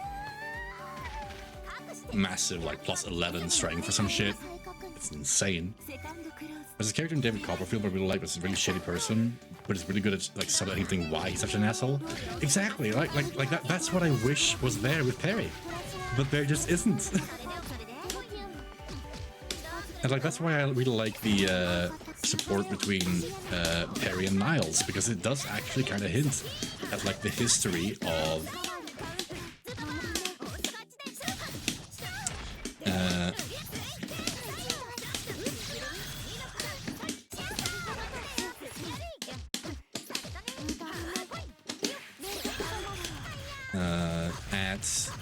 at those let's see. Yeah, like it gives you like a very, very small look into like what her family is, like what her backstory is, you know.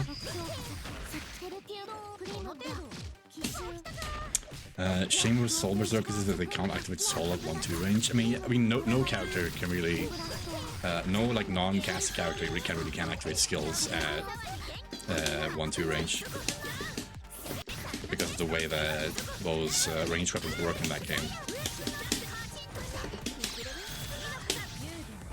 Which was like goated change, by the way. Like, I fucking love that for the game. Knife units, yeah, knife units can. Those are like the only ones.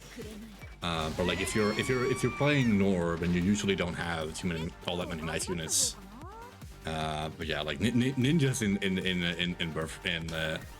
in Fates is just fucking broken. They're fucking insane, insane units. But yeah, you only really have like Kaze. If you're playing Conquest for like ninjas, but then you have, of course, you have like the mates and butlers, but they're not really combat units.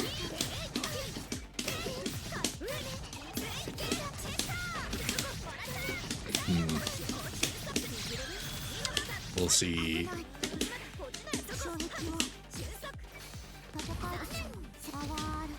Soul Ninja Silas can turn the game to a snooze fest if you want to. I don't know. I mean, I usually play on like Lunatic when I play that game, and I feel like Silas as a ninja usually just wouldn't deal any damage. I feel like, so I'm like, I don't know if he'd actually be healing all that much. I mean, sure, he'd be a ninja, so he'd be good, but like, I don't know. But yeah.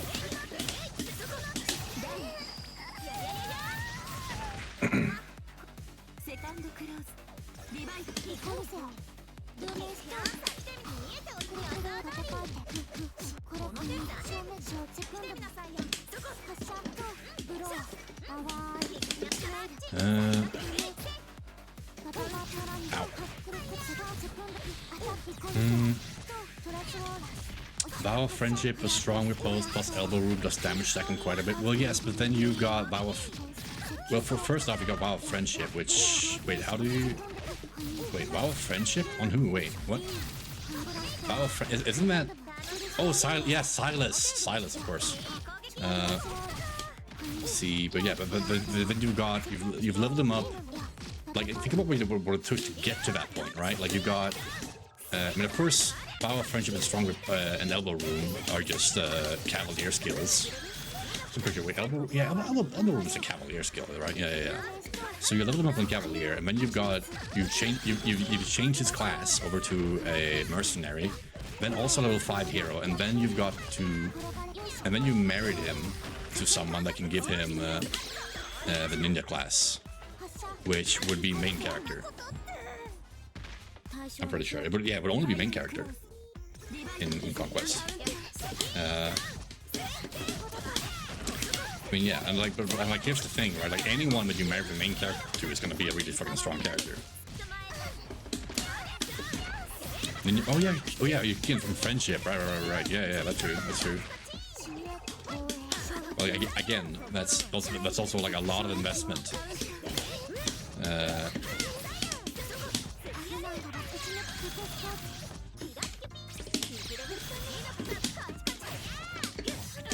My point is that, like, I feel like that gets to become like a lot of investment for someone who kind of like Silas. So it's a strange unit playing on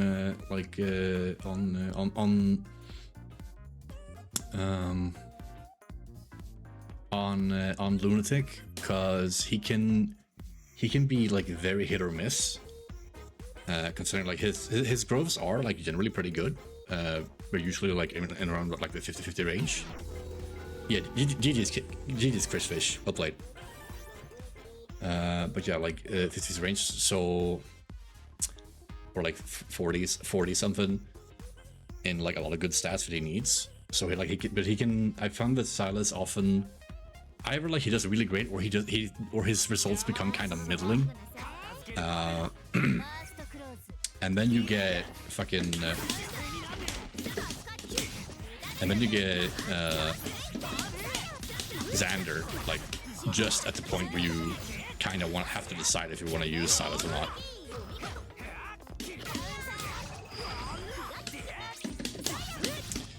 So, and that's when he kind of tends to fall off.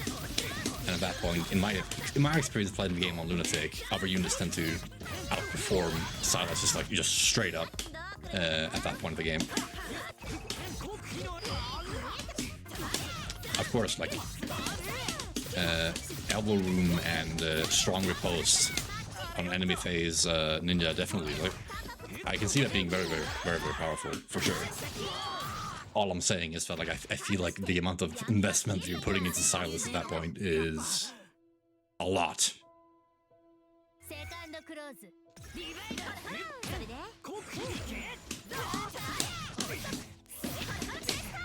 For like something that might get smacked by a couple of like strong axe wielders here and there.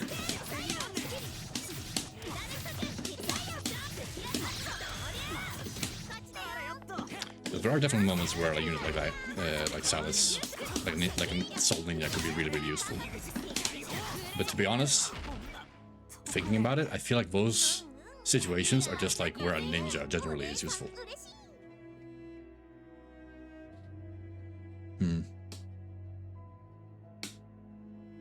So I don't know, it's weird. Definitely a cool combo though. Definitely a cool combo. But yeah, you do have to keep your main character below 50% health to get the Vow of Friendship, strong riposte. You have to be an enemy phase, and then elbow room to be on any square that does not have any like bonuses.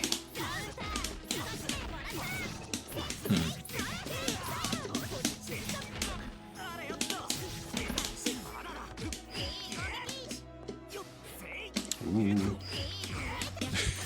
But yeah, oh my god, I can talk about Fire Emblem so fucking much. Turning him into a wyvern is probably better, but also boring. Yeah, I mean, like, he's gonna. I think probably like Silas as a wyvern rider is gonna be just pretty damn good. And I mean, like, the wyvern rider is already a really good, really good class in general. But like Silas is already like leans towards a more defensive stated characters. So even though his stats are pretty average across the board. So he's gonna be like pretty damn strong in that role. Wait, do you have a Switch too? I do not. Sadly, I do not. I kind of wish I did, because I'm really excited for Fortune's Weave and I want to get it. But yeah, time for Slump. See you later, Crocodile. See you around, DHD. Thank you for the games earlier. You have a good one. But yeah, like it is definitely very basic, you know, because Wyverns is a good class overall. I don't have a Switch 2, but Aegis has one. I'm gonna steal it. No, I'm kidding. I'm kidding. So I might get it anyway. Hey, hell yeah. All right. Yeah, I really do want to Switch 2 so I can get that new Fire Emblem game that's coming out. It's gonna be so... I'm so excited, guys. I'm so fucking excited about that game. I want to play it so bad. I shouldn't sit like that. Been hurting my foot a little bit.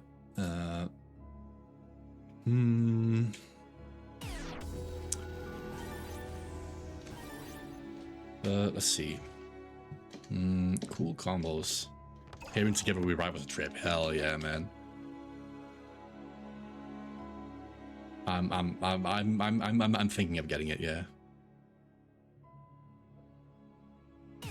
Wasn't really huge on Three Houses, so to be honest, I don't know if I'll cop on 43 right away. Yeah, I mean, like I like Three Houses. I did. There are definitely some things about like the gameplay generally on playing it on Switch that I was a little bit miffed by. Like, for example, I think like I often thought I suppose I did sometimes feel like the game kind of like the gameplay itself kind of dragged on in a way, and like sometimes I feel like the game is very like sandboxy, and so I think I had like the same issue with Three Houses as I did with Engage, and that is what like I doesn't feel like the characters themselves are unique enough. Because like in Three Houses, it just depends on like what class you make the character. If in Three Houses first half was different for each route, it would feel like less of a chore. Yeah, that too. Like for every single time you want to try one of the new routes, you need to play like half the game with just like different characters, and that was it. Like imagine if the Fates like preview or like the prologue or like the tutorial game was like was fucking like 12 chapters long or something like that, and there was no branch of Fates. Like I know damn well I would not have fucking played. I would not have absolutely not have played any as much Conquest as I have. 4 move. I hope they revert movement changes to GBA 3DS standard of 506. Yeah. I feel like that too. Like why would we reduce the movements? That always felt weird as well. I never really liked that.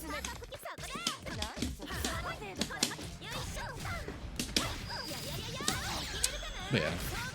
Hopefully they increase to 5, but I'm not like super worried about 4 versus 5 movement unpromoted. It's like whatever.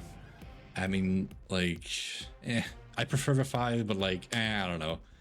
You know, I get, you know, I guess on one way, like having 4 move earlier means that like your movement matters a bit more because you can move less. But yeah,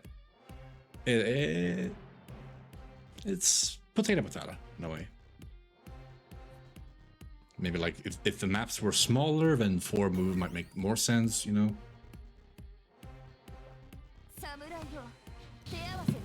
I think that like that's the big thing, really.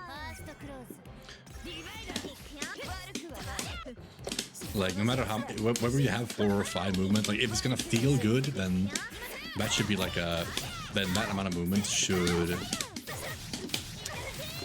feel impactful to the game, you know. Either in the way that like you have to move this distance in order to reach this shit in like that amount of turns, or like it doesn't. You shouldn't spend like too many turns just moving, you know.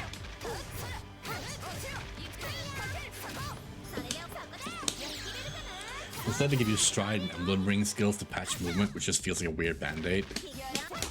Yeah, and like that was part of like why I kind of like didn't really feel like Fire Emblem Engage had too much replayability, because like there was just so many emblem skills that were kind of just like really good, because they just like patched up really basic things about characters. Like I think every single character in the game that I've had, like every single time in every single one of my playthroughs of that game of my fucking Engage, basically every single character that I controlled had every single one of them had counter. Like every single one of them had the you know, you can move afterwards after your move.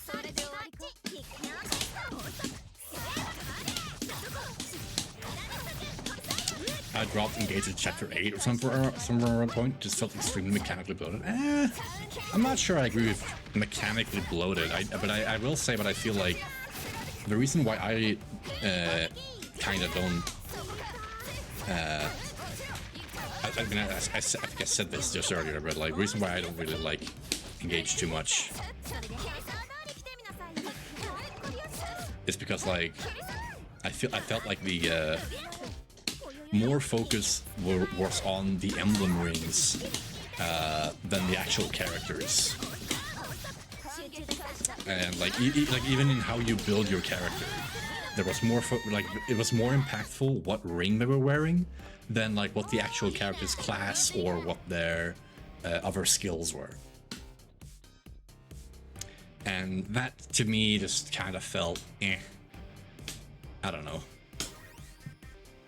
And like going into the engage mode was so powerful that like you would basically kind of like just snowball and win from there, or you would like not win and then you'd be in a fucking slog where your character is not at all as powerful as it's expected to be. I wish we had more chapters or emphasis on not having rings. Yeah. All of the early units aside from very early, or some very early fry kind of suck in their base kit. Yeah, I can see that. Or limited amount of rings you can have on. Yeah. That last suggested video, that is absolutely insane. Absolutely, 100%.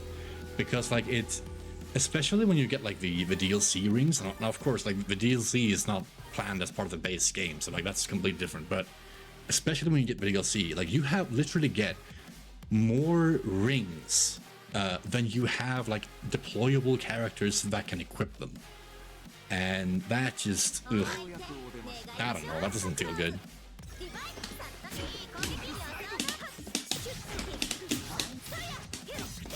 And I mean, yeah, like Engage is a fan service game. It's an anniversary like celebration game. So like, yeah, whatever. But I understand why they did what we did. I just think they could have like done it better, or like made like I think they could have done good things on top of that, you know.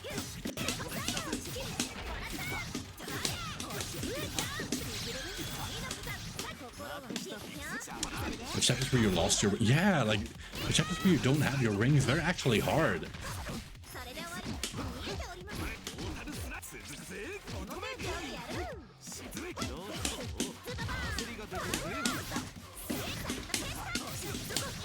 Especially that first one when you're running away from like the armies who now have your rings, right?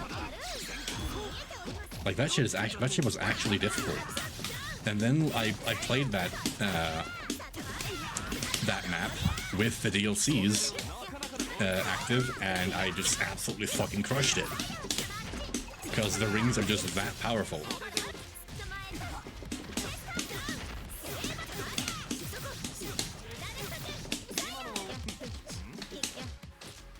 But yeah, I do definitely feel like the game should have either like de-emphasized how powerful the rings are like in gameplay, made them like not be as powerful. Maybe they could be like a bit weaker, you know? You know, like maybe they could be like, you know, the triangle attack. You know, like in old GBA games, you could have like a triangle attack. Like for example, if you surround a character with all 3 Pegasus sisters, you get a special attack, and it doesn't guarantee critical. That deals a lot of damage, whatever.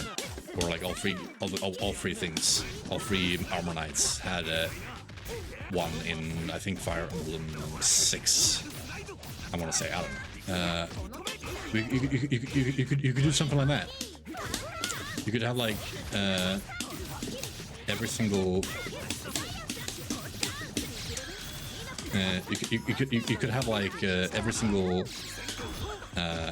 You could have like you could allow like, okay, so let's say we allow like there are 3 rings that you get to choose from per deployment per map, and then if you put all characters and you like just surround one of the characters, do like a triangle surround against an opponent, you get a triangle attack with all 3 emblems that you're using. Wouldn't that be so cool? That could have been so cool, but yeah. Instead we get instead we got the current game where it's just like, yeah, I kind of just I use the fucking Tiki bracelet or the fucking the Ike ring and then just murder everyone. Lol. Or like I engage the Ike ring and my mage is now my frontline tank that kills everything. Like, okay.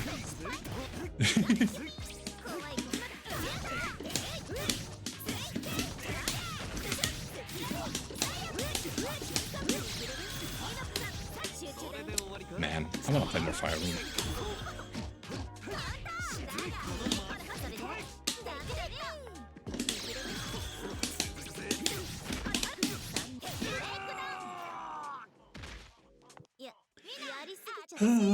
But yeah, well, Engage was not my I really liked like my first playthrough of Engage. I really did like it. It was fun. I had fun playing that game. I did.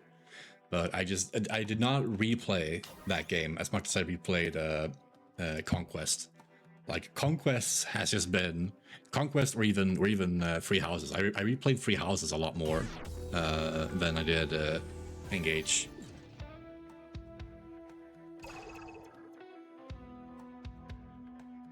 I did actually like beat every single route of Free Houses on the hardest difficulty. But I never beat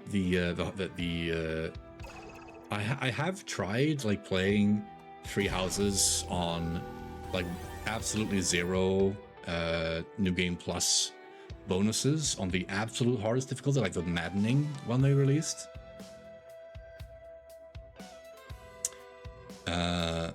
But it's like it's just a slog.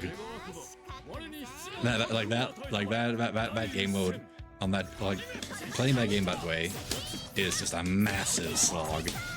Turning everyone into a boguster was certainly eye-opening the first time I tried to do maddening. Yeah.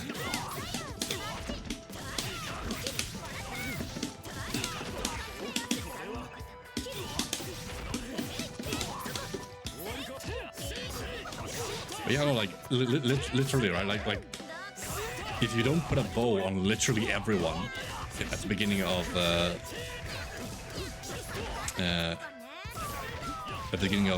Three Houses maddening, like you are just gonna die because fucking no one. You're not gonna be able to do anything because every single character that you have is gonna just get murdered when they attack.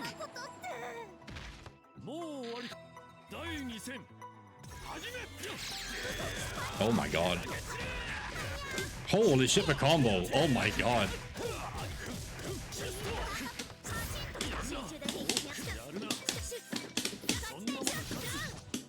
Alright, buddy, you wanna play like that? I finished an Awakening Unity Plus run a short while back. Fun mode. I tried to kind of get into that for a while, but I think like at the time I was just not really into it all that much. Like I think I'm not sure I really enjoyed just the puzzle-like nature of that mode, you know? Oh yeah, that was a fucking true string. No. Alright. Fucking hard to play this game while also talking about Fire Emblem. Sorry, Scottish, I got my ass kicked instead. That's just the first one. We'll get back at it. Back up in the saddle.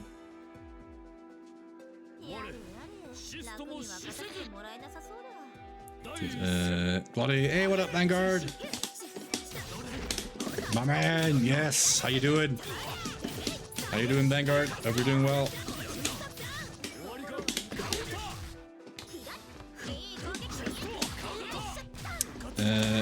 How did you do 256B, B teleport, C 256 jump cancel? Holding standard D disables jumping. Nope, it does not. I don't know where you got that from, to be honest.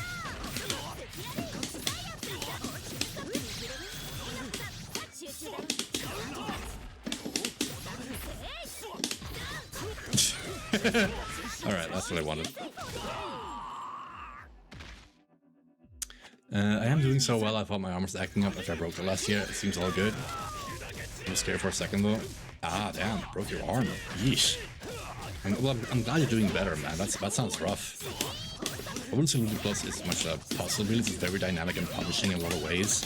Yeah, like Yuzu Plus in Awakening. I mean, that's when you get like, that's when you get enemies that have like just absolutely bullshit skills, you know? Like they get Luna Plus, they get Deadeye Plus, where they literally cannot miss, and all these funny words. Damn. Okay. Oh man, for the mesh. Scratch that I was like terrifying, but I got a god level surgeon. Oh my god, okay. Jesus Christ. This fucking guy. Holy shit, what are these plays?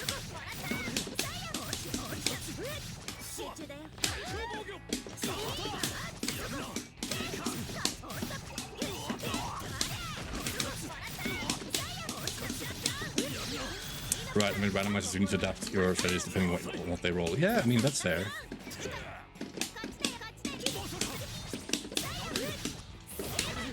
But like also like at the time when for one, right, it was like 2012 when I was fucking trying to do this, right? I was 2013. I don't know exactly when I was trying to get into it, and like I was looking at guides to try and get through like the first 6 chapters, but maybe I could, you know, because I wanted to experience the game mode, but I was not like good enough to really get through it by myself at the time.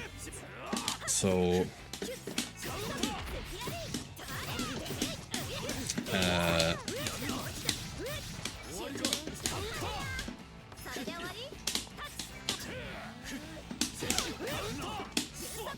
oh boy, it's like terrifying, but I got a god level surgeon. Hell yeah. Good shit, Vanguard. I'm happy you're doing better. Breaking your arm sounds fucking scary. I've only ever broken one thing before, and it was like my little toe, and even that was like painful. Oh man, I saw the delay and tried to jump, but I got fucking hit by the 2C.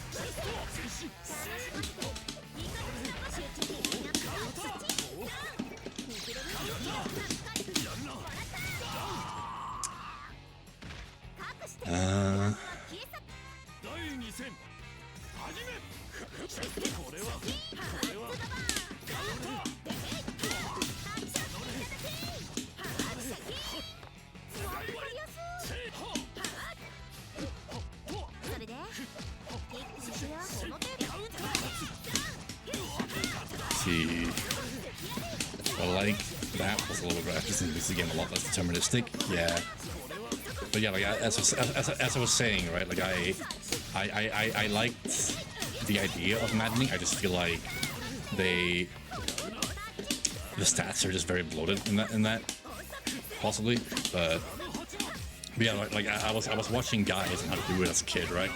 And the place I was looking at guides as was like, we were talking about ways to like beat those first few maps in game, and they were talking about it like you really needed to specifically do very certain things, or you would just get absolutely rolled in the beginning.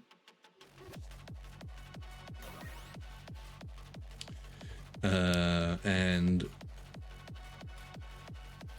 let's see, what was I thinking?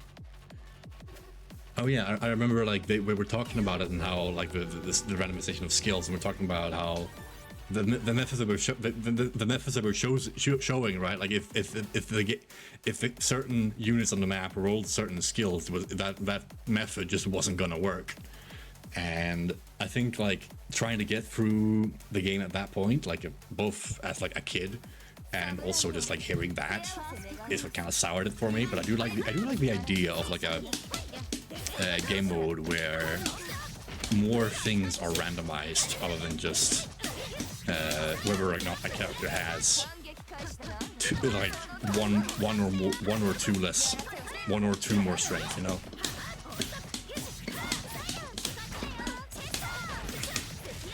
Fates isn't explicitly designed to be in response for it to be significantly less random, but I can also make it playing game less exciting, IMO.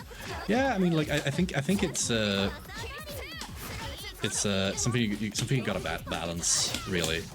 Like, for example, Fates might be less random, but I do feel like in the way that it gives you control over the systems that are in play, it can also make like the game itself become more satisfying to play.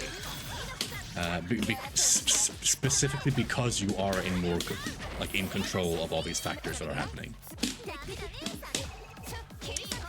For example, how oh boy.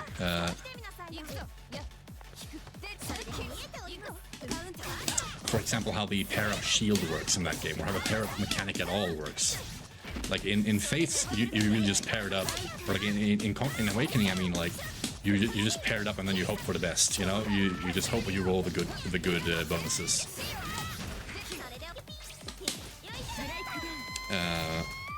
Or like that you get the dual strikes and that you get the dual guards and all that stuff. Whereas in Fates, you have you actually have some measure of control over, like you definitely have control over whether or not you want to use dual strikes, but you have some measure of control if you want to like actually make use of the dual guard sometimes.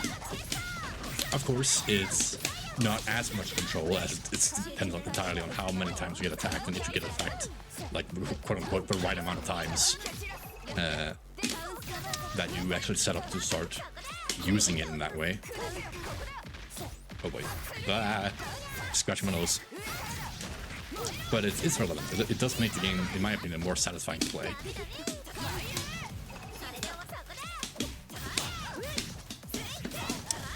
Chapter 10 Conquest. Man, I was losing my mind even reading over how people did it. I love Chapter 10 Conquest. That chapter is so fucking good.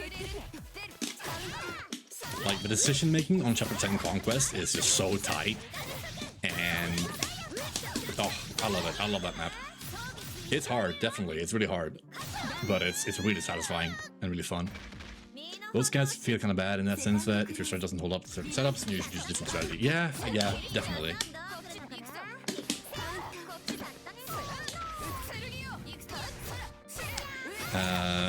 But yeah, like, I suppose, like, what happened with me, with Kid Me with those setups is that, like, okay, you know, I go in, I put my boy Vake goes in, and he fights one dude and he dies. Like, and I'm just like, well, what the fuck was I supposed to do? You know? I played Lunatic at that level. You know, I played the earlier difficulties with no problems. But in those levels, I just fucking, it just didn't work for me. And I kept trying. I kept trying a lot. I couldn't figure it out at that point. Maybe I'll come back to it. I do still have the game, so I can still play it. New patch game to come. I still think for a best fighting game right now, but man, so many things are so annoying. I understand. There's definitely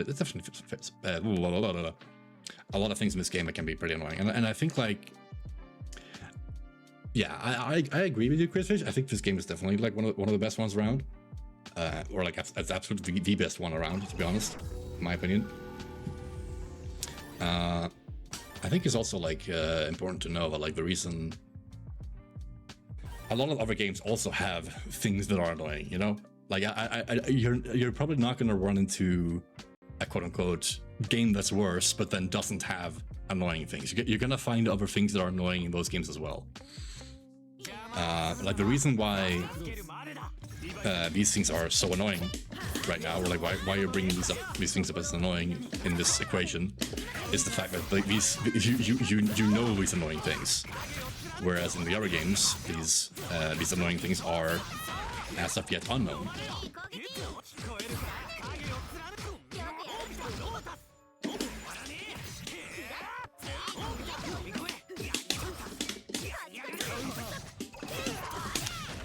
Lunatic Plus does balance, specifically Vake a lot. Probably the top 3 units of vanilla Lunatic below. Yeah, Vake is really good. I didn't really like Vake a lot when I was playing at that point. I don't know why. I think, like, a big part of the reason was because of Gamble, probably. I always took Gamble off. which I mean, like, it's kind of what I think most people do with Gamble, because it's like, unless you already have your hit rates up, then Gamble is pretty bad. But I think that's like kind of a standard strategy for that skill. But I don't know, I just didn't really like it that much. How did teleport from air to the ground into low? From air to the ground into low? What? Did I do that?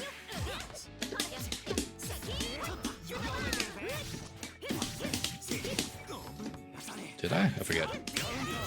Well, I mean, I don't know. See, you can do that if the C teleport is the first thing you do in the air. Like, for example, right there, because C is the first thing that I do. Because the C teleport is the first thing that I do, then the C teleport doesn't actually consume the mark. And that's how I get the low.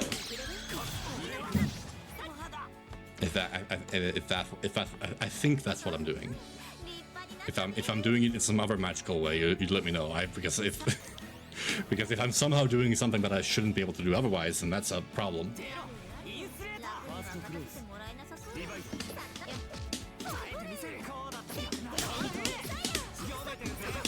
He does have really good Nishin L plus using bows and warrior with soul and axe breaker. Yeah.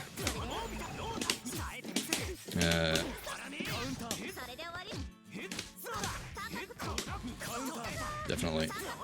Some good matchup with every non-super unit and some not to take counter damage on enemy face as long as he survives. Yeah, pretty much. I see it, I see it.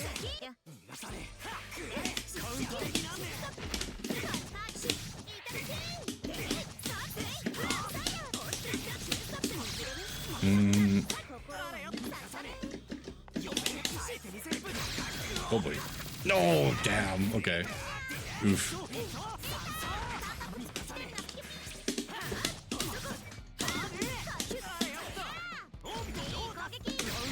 Ow. Oh, damn. Jump forward, J, forward, 1 CK. Yeah, exactly.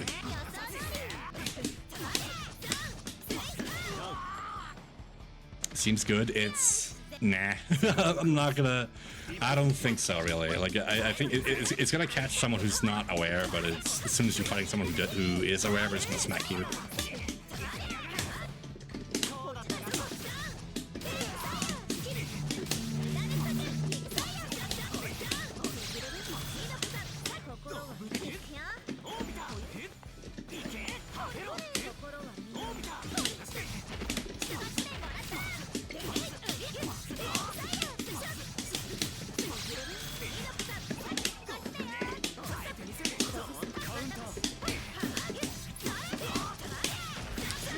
Right now, you guys realize like how every character runs into the same combos from different hits. It's sort of the combo variety for like characters have been so still to look at.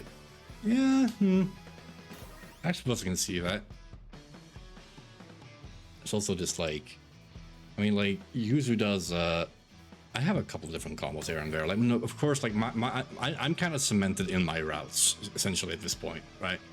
I mean, like I can freestyle, but like I know my combos, I know what I need to do, and like.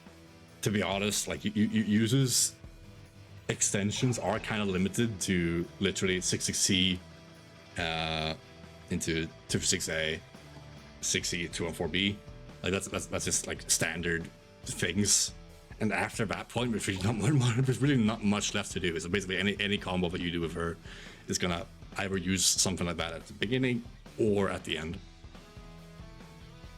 Also, mitigame making stuff super stale. Yeah, that's something. Absolutely, that's part of why I'm hoping that we get some reductions in the meter gain for the thing, because like everyone has meter. You always have meter in this game, and that makes especially characters that have like metered setups, sort of that makes fighting them very one-dimensional, because like you get hit, you get the fucking super setup, and then you just kind of suffer, and that's just how it is.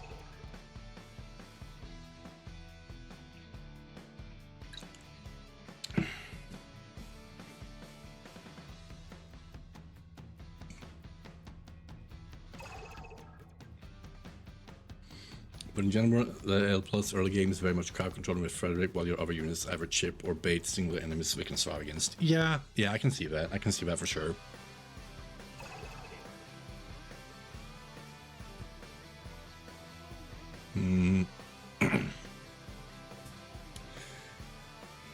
But yeah, like, I suppose, I think, like,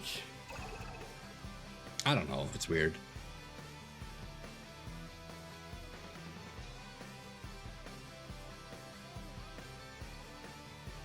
I don't know.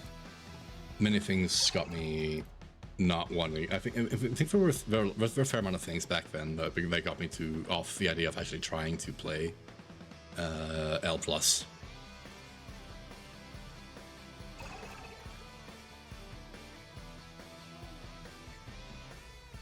The issue I found is that hits you normally didn't get good combos off of, you now do. Yeah, I can see that. That can definitely be a factor. Like you get it's so many different hits are just good now that you can kind of just do whatever off of any hit. I'd say I've definitely felt that on Yuzu a little bit. Like usually I kind of had to get creative to do like weird stuff of like niche hits, but nowadays I can kind of pretty comfortably do most things off most hits.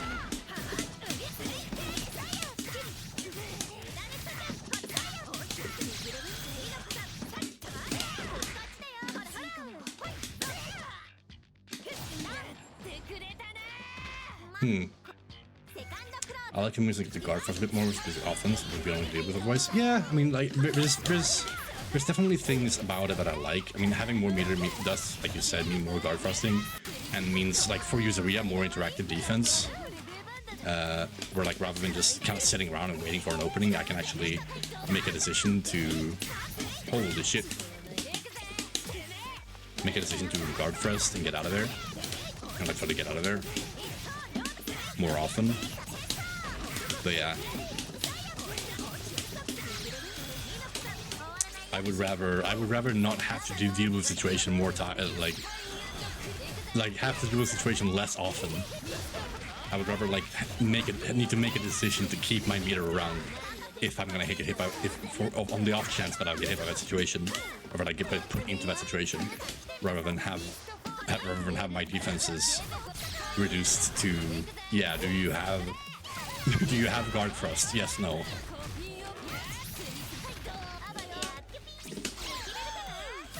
I should have IWX'd. Yeah.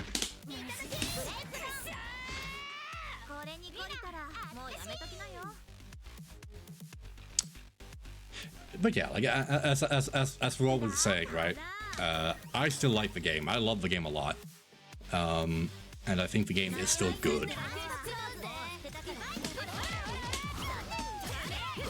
The game does definitely have some issues at the moment, but which I think will from what they've been saying, or like what we've been talking about, I think and hope that we'll get a fair amount of these issues like resolved or dealt with.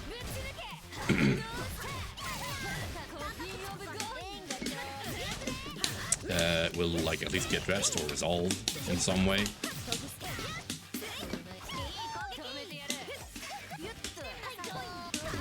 Ah, damn it. So jump up in JB. So yeah, we'll see what happens. We'll see what happens. But game's still good. Definitely has its flaws, but what game doesn't? Ah my god. All the things. Man, Uzuki's so fucking cool though. It's a shame that she's like not great, but like she's such a cool character.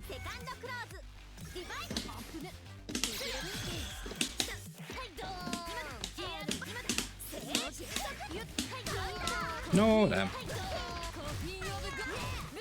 Like, look at this shit, dude.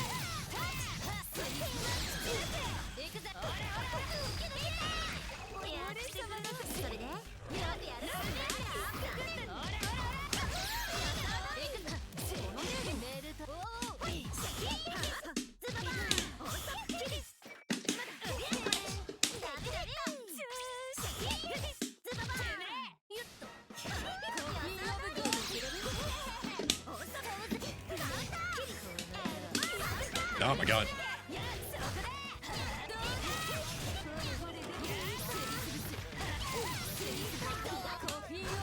No, I don't know, I was just fucking pressing buttons.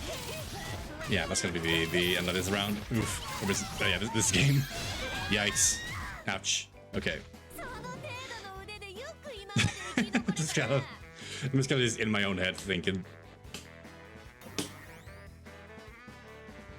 Just fucking getting my ass beat, just elevator music between my ears.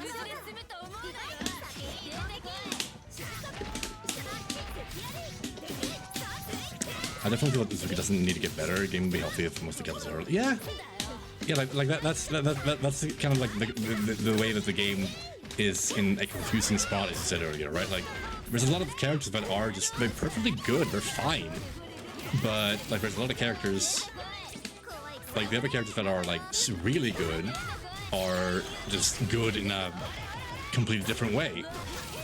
And they just do kind of do the same thing, but just more frequently or better.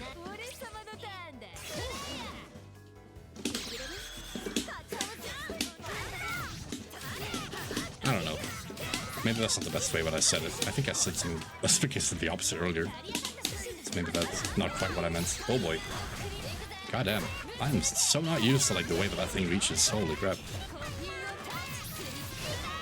Okay, I'm not dead yet this turn.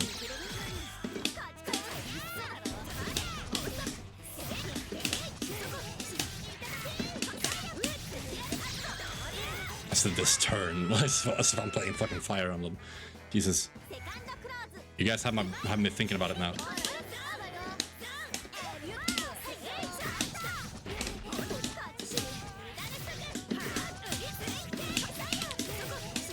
Alright, he's staying on hit is dumb, or poison damage is crazy. I mean, items and stuff like that staying on hit is something that not only Zuki has. Like, that's kind of been a thing in some cases. Like, it's a thing for Zuki, it's a thing for Carmine, it's a thing for Izumi. Just tried Hilda, what the fuck? Oh my god, yeah. That character is crazy.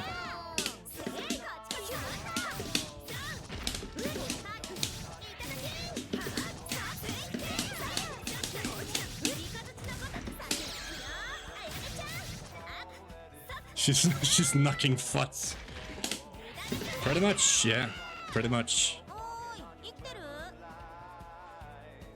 She's a really good character. She's pretty strong. She noticeably has like not a great time at like the mid range. You know, like just outside of her A-normals range. That's where she's kind of like weak. But otherwise, yeah, no, she's pretty damn solid, really.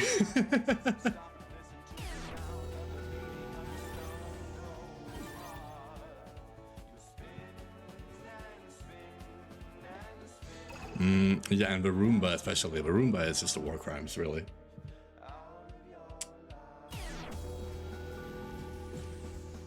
Yeah, as we were saying, right? Like, stuff, items and stuff staying on hit is not something that's really exclusive to Uzuki.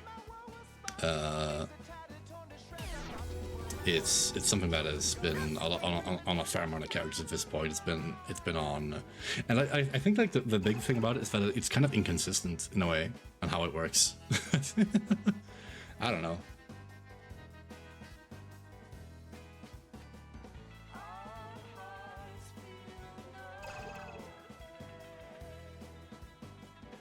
Nova character has stuff staying if they get hit though. Like Izumi Bubble, the spiritual void stays on for some reason. Like Zuki can hit out of a combo 4 seconds later. Yeah, I mean, like I don't know, and like it's actually right. Like that's it's fucking inconsistent in a way. Like it's weird what is and isn't. High does detonate. I mean, high detonate is also strange.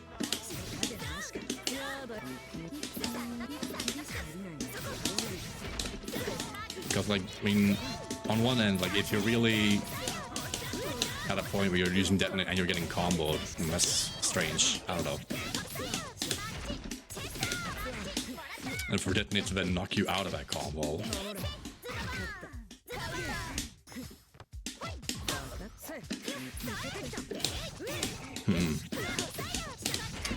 there's a lot.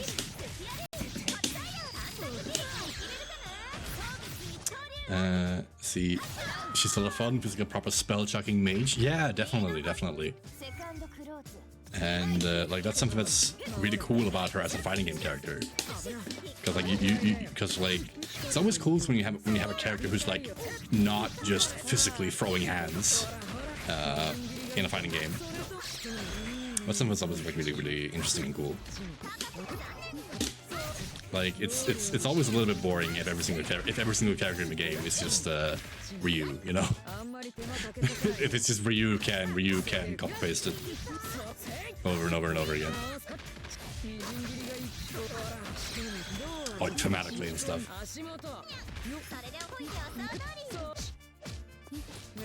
Ah, damn it. No.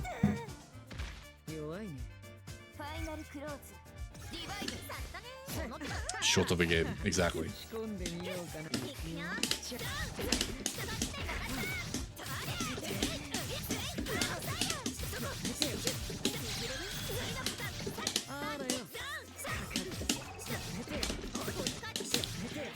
Lenane's good fun as well. She's so damn. Oh yeah, the speed star, hell yeah. I mean, they literally buffed her movement speed in the game because of her title, the Speed Star. They made her faster. She was already like one of the fastest characters in the game. We were like, you know what? give that bitch some rocket boosters.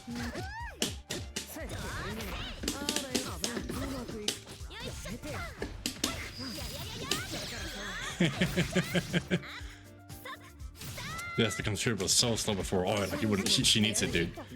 Unbearable. Took her down there 2 frames to get from one end of the screen to the other. Unbearable. Terrible. Unplayable, some would say. Really, the developers really should owe all the NA players just fucking compensation for all the years they endured. And she has about a dodge roll, yeah.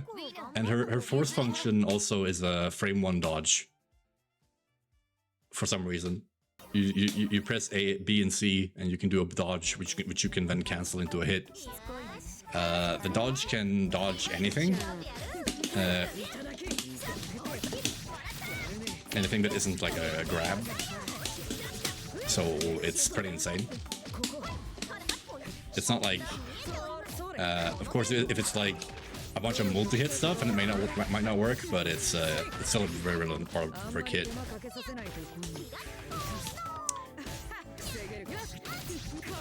The reward on hit though isn't like super insane with it.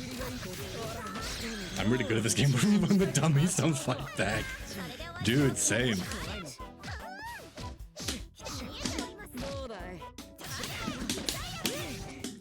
That's crazy.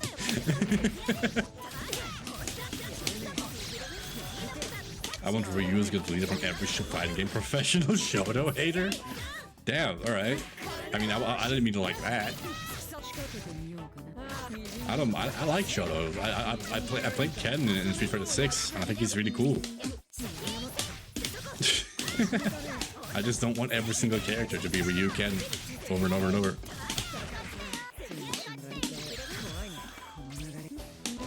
No! Damn. I don't know why I went out of stance. I should have stayed in stance.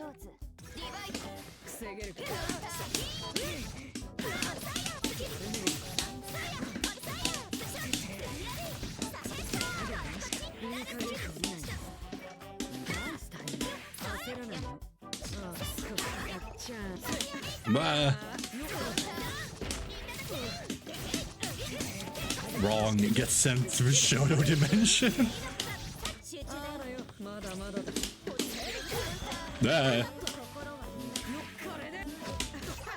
No. Damn. Oh, damn it. No. Getting overheaded.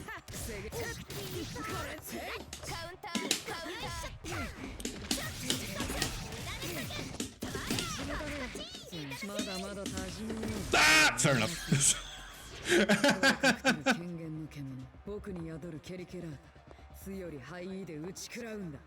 To be fair, I don't think there's 6 for you and can have Shotos at this point anymore. Like, they actually have some sauce. Shotos have no sauce, and then they are the Shotos. Maybe, I don't know. Or maybe they're just the ideal of what a Shoto should be. A character with some actual sauce.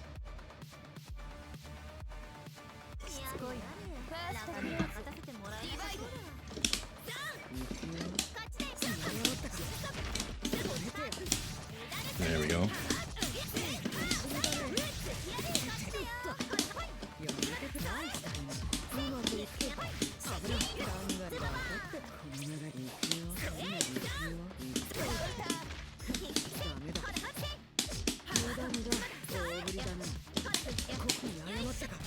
There we go, got him. LOL. Ah yes, the sauce. Standing heavy punch, drive rush, DP. Fuck yeah. So good at this game.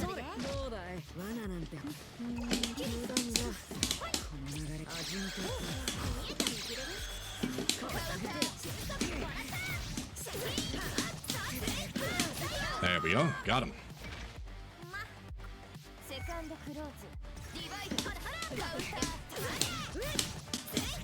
The definition of Shoto is just no sauce, all simple, solid game plan. I don't know. I feel like the definition of a Shoto should be more tied to just like being a basic character in the game. You know, I don't think the game character needs to, by definition, be not cool. I feel like the character should have a pretty good like game plan, solid game plan that makes like good use of the base mechanics of the game, and that just rewards good and solid play. That's how I feel like a Shoto should be, or like what a Shoto should be. I'm not sure I agree so much with the whole Shotos, or like I don't think while I know that Shotos don't usually have a lot of sauce, I don't agree with like that defining a Shoto by the fact that they have no sauce. You know, I think that's a recipe for making boring characters, which I feel like is not something that you should do. Yeah, GG's TK. Damn, good game.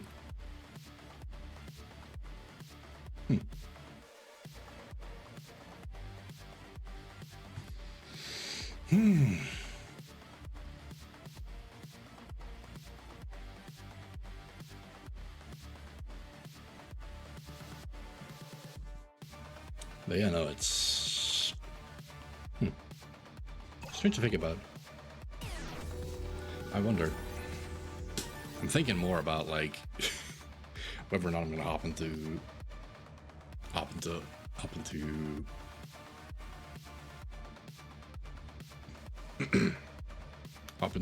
Tokon at some point. Maybe, I don't know. I'll try. I want to try that game out. I want to look more into it. Sauce for me is Tekken gimmicks. Well, there you have it. Like, I think you and I have different like definitions of sauce, really. Sauce for me is just like either stuff that like looks cool or is technical or it's just like fun to do, you know? That's what sauce is to me.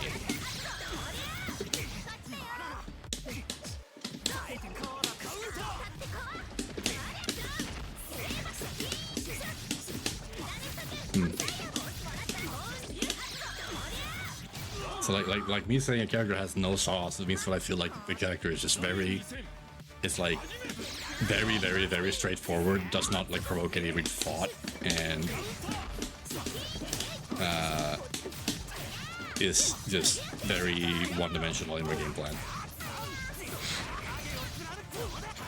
Whereas I feel like a character that a Shoto should be a character that does not like have a very one-dimensional game plan. I feel like a character that does have a one-dimensional game plan would be a character that has a lot of gimmicks.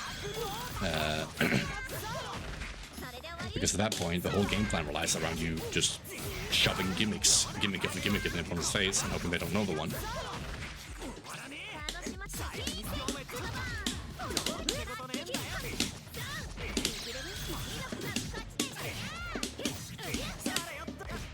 I don't know. Oh my god.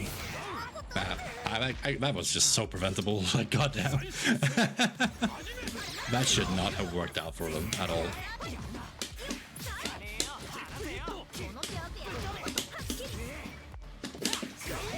Oh my god, no! Oof, okay. Okay.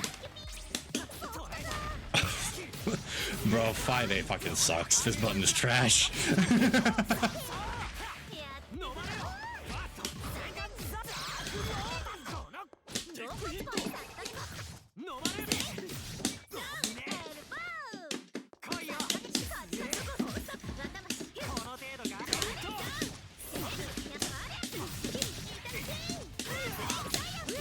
Mix it up between gimmicks and making it hard to tell which is which, just pure sauce though. Well, yeah, but like that's not what I would consider to be a gimmick. I would not consider that to be a gimmick. I would consider that like that'd be a mix-up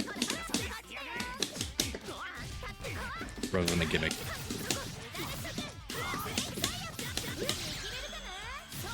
Like like if you have a thing you can do where you have like where you can either go low or either go high, I would say that like that's not you're not looking at two separate gimmicks. You're looking at one situation, which is an actual like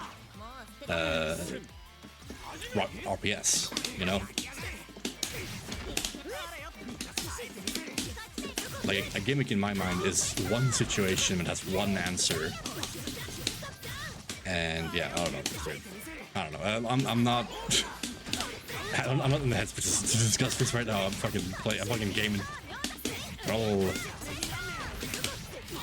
Glorify me with Honda to show it. Oh, let's go. I don't know.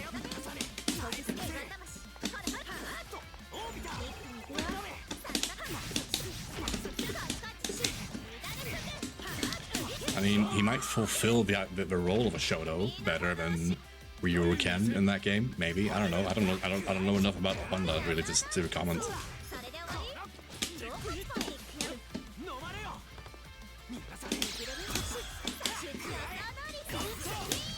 Okay.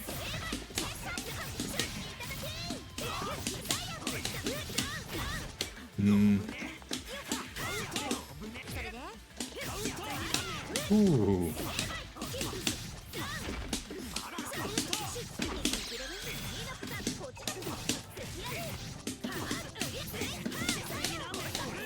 There we go. Got him. I could have made the combo way cooler, but yeah. Because I could have done, after the C teleport, I could have done 246A into a stance jump into J2C charge, I think. That would have been fucking sick.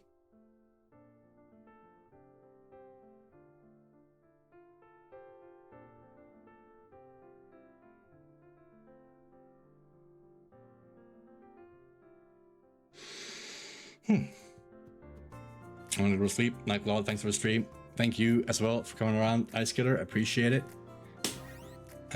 Speaking of sleep, I am also starting to feel like maybe I should turn in for the night, but let's see.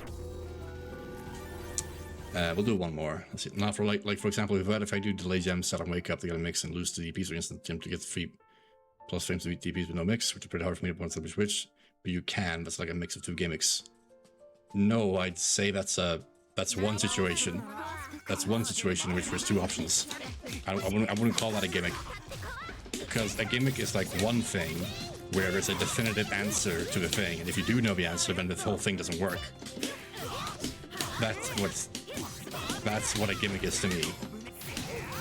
Like a gimmick should be would be something that if your opponent knows like what they need to do, then there is nothing for you to do in that sense. Like the whole thing just becomes ineffective. Like for example, in the example you've given, there isn't just a mix of two gimmicks, because you can also throw. Right? Like that's why I'm saying that that's not a gimmick in my mind.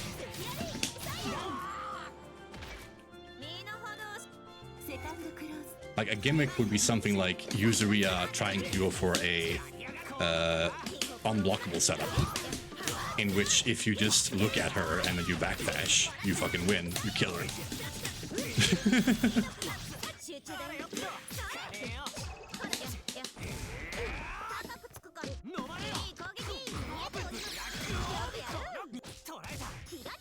Like what you're describing is a situation in which you can strike, in which you're doing strike throw, and you're calling it a gimmick right now. At least that's how I see it. That's just me. Yeah, if you can tell which is which, you can always beat the delay one while the other loses attack.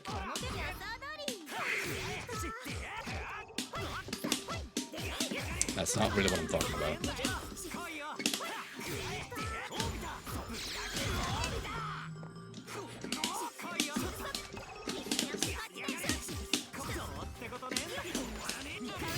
Ah.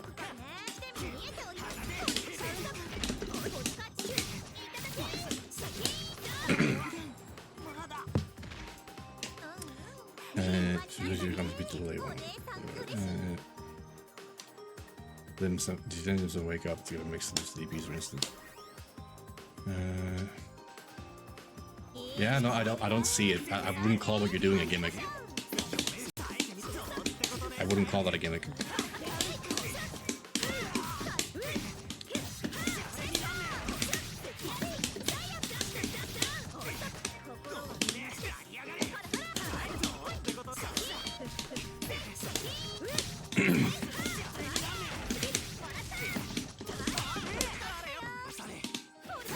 Ah, no.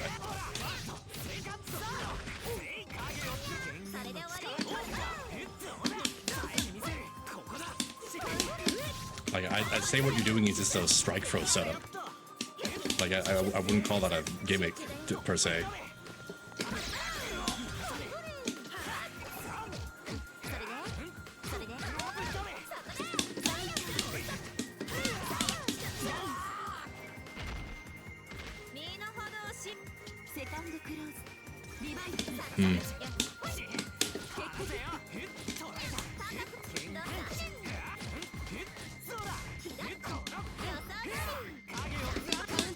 Oh yeah, but that's just wait. Let's just fight the fucking plus.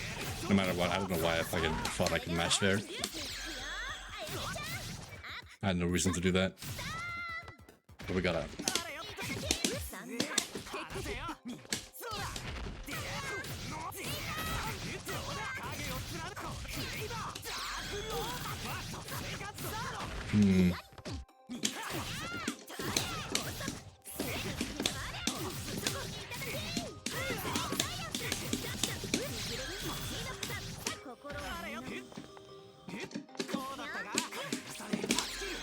Oh boy.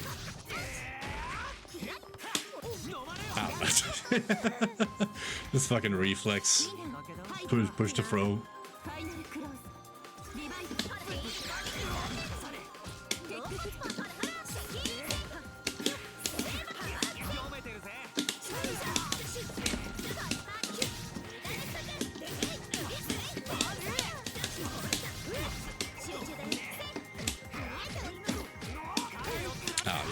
Oh, that's not a mid.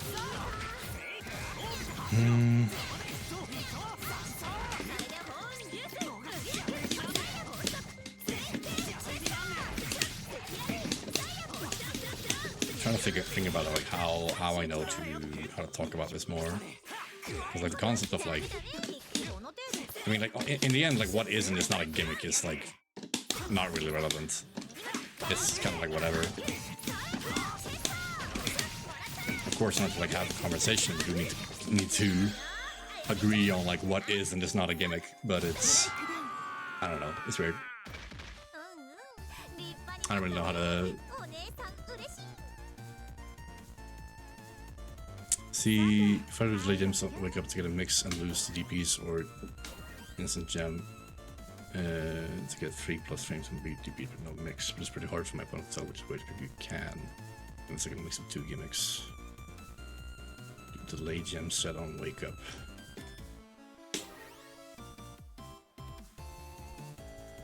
There's no strike for opponent back text though, and I'll have to read back tech. No talking about in order. But yeah, like that's It's not a gimmick. I don't see how this is a gimmick. Either of these options are gimmicks. This is just strike throw options. This is just a strike throw setup that straight up loses to back tech. At least that's what I'm. At least from that at mid screen loses to back tech at least. This is just a strike throw setup that loses to back tech at mid screen. Because you can tell which is which, you can always beat it. How? Like what?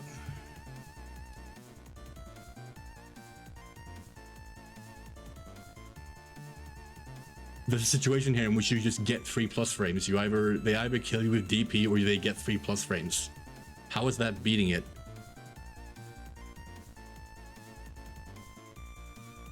Like that's not what I'm talking. Like it's just a strike throw setup. It's just a media setup. Like it's just a media strike throw setup where you can either delay it to get to greed for some mix, or you can just get the thing. If I see delayed, then you can DP, and if I don't, they can back tech and I don't get anything. But then they can just back tech and you get neither. You could just back tech and you wouldn't be in a situation to fucking begin with. That's like a knowledge check, not a gimmick. No, like this is not a gimmick. I don't feel like this is a gimmick. For example, right? Listen, what I'm talking about as a gimmick, what I would say as a gimmick, right, is that okay. I don't remember exactly how to do it. I haven't done this shit in years, literally years. So, but basically, right, like Yuzu has this setup she can do where,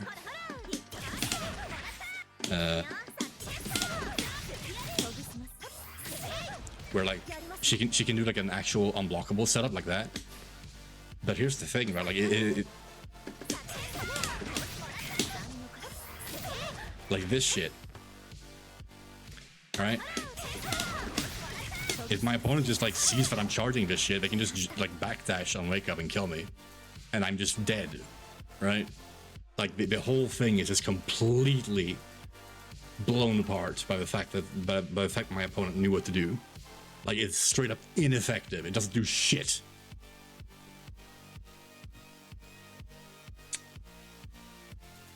That's what I would say is a fucking. That's what I would say is a fucking like an actual gimmick. Like I am dead if I get called out on this. That's why. That's what I feel like is a gimmick in fighting it. Something that absolutely relies on your opponent not knowing what to do or being too overwhelmed to make something like absolutely crazy work. That's what I feel like is a gimmick. So I don't see how this setup you're going for is actually gimmicky. I feel like it's just strike throw. Like it's just a strike throw media setup. Or like a standard variation in your pressure, in your mediating. Like there's, I feel like I'm not talking down to you, Chris Fish, right now. All right, like I'm sure it's effective. I'm sure it works. I'm sure it's like a good thing to do. I just feel like I think we're mislabeling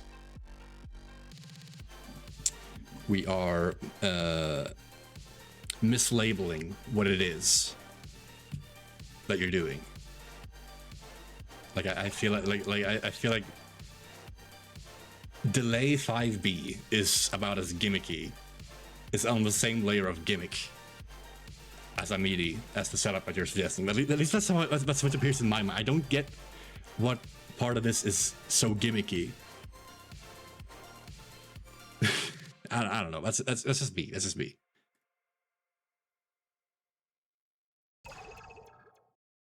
One leads to a mix-up, ever doesn't. What do you mean mix them? Because it's hard to tell the difference in the mix of doing a gimmick or not. What is the gimmick? Like that's the thing. That's my question. What is the gimmick? So yeah, GG Sue. Well played. Good games tonight. Hell yeah.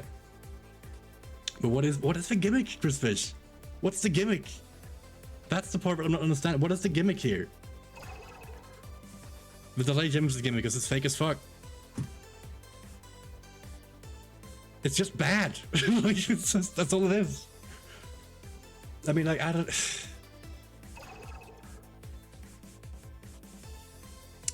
I don't know.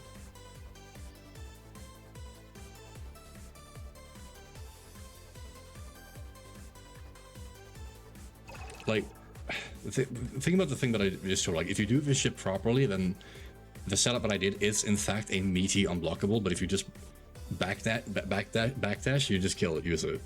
That's kind of like the layer of gimmick that I'm. That's what I feel like qualifies as a gimmick. What you're doing is just like, it's the same thing as.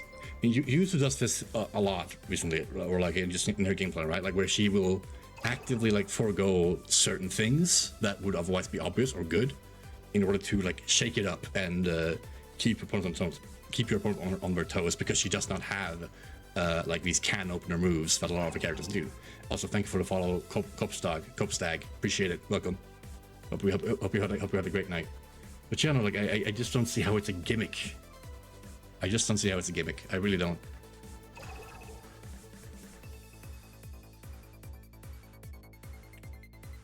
So it's the same as your unlockable setup, but instead of being unlockable, it's a 50-50. I don't know. I don't see it. I don't see it as a 50-50. I just feel like it's loses the DP. I mean, like, loses the DP in what way? Like, you get punished by a DP? Wouldn't you just get punished by a 5A as well? I mean, I don't know. Not that that's really like a thing. I don't feel like I don't feel like that's qualifies as I just don't feel like it qualifies as a gimmick. Because it's just like, yeah, I'm just it's a frame kill, or like, I don't know, not a frame kill. I don't know. Shit's weird. But yeah, no, I don't agree that if it's a gimmick. I wouldn't qualify that as a gimmick.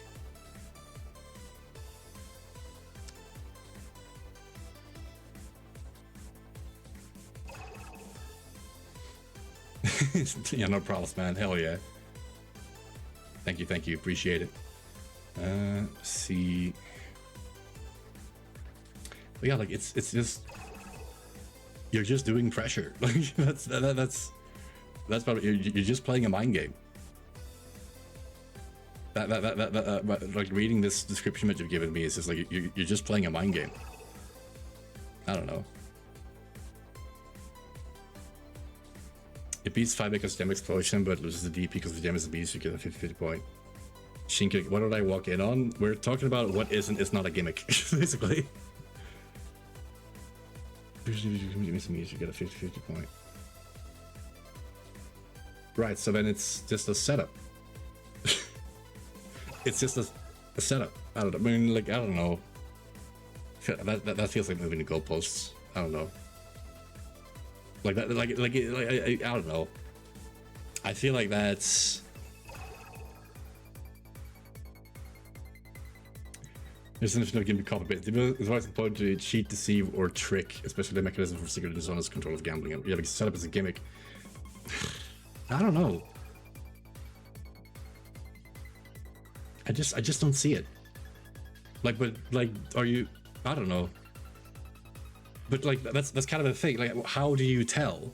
How do you tell? Like, do you tell by the time that you swing and detonate it? Do you tell by the time that you drop the thing? Or like, where's the tell that this opponent know? Yeah, yeah, there it is. I can kill this. Like, is it when you swing the 5A to explode the gem, or when you set up the gem itself? You tell by the time of the gem release. The gem release? You mean like? So you mean by the time of? Question. If you do the gem release, and then you don't detonate it, does the DP lose? Or does it still kill you?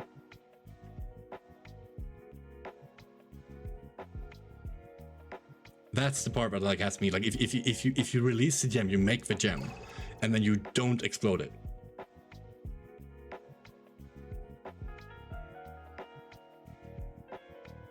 That's kind of the part where I feel like this hangs on. Like if you don't explode the gem.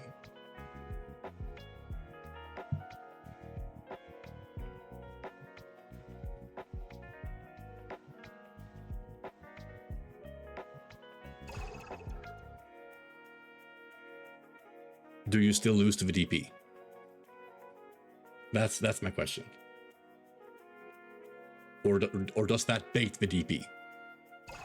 Because I think that's what's gonna quantify if this is a gimmick or not. Because like if it's a gimmick, then you would lose. Because if it's a gimmick, then you would still lose, even if you don't explode the fucking gem at that point. If but or at least that's on that's on me, because like a gimmick to me, if it's like if it's situationally good but it's not a gimmick, it depends on the DP. Beats like long DP. What? Huh?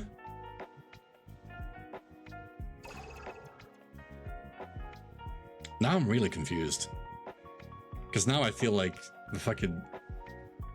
What? Huh? Like if the startup is fast enough.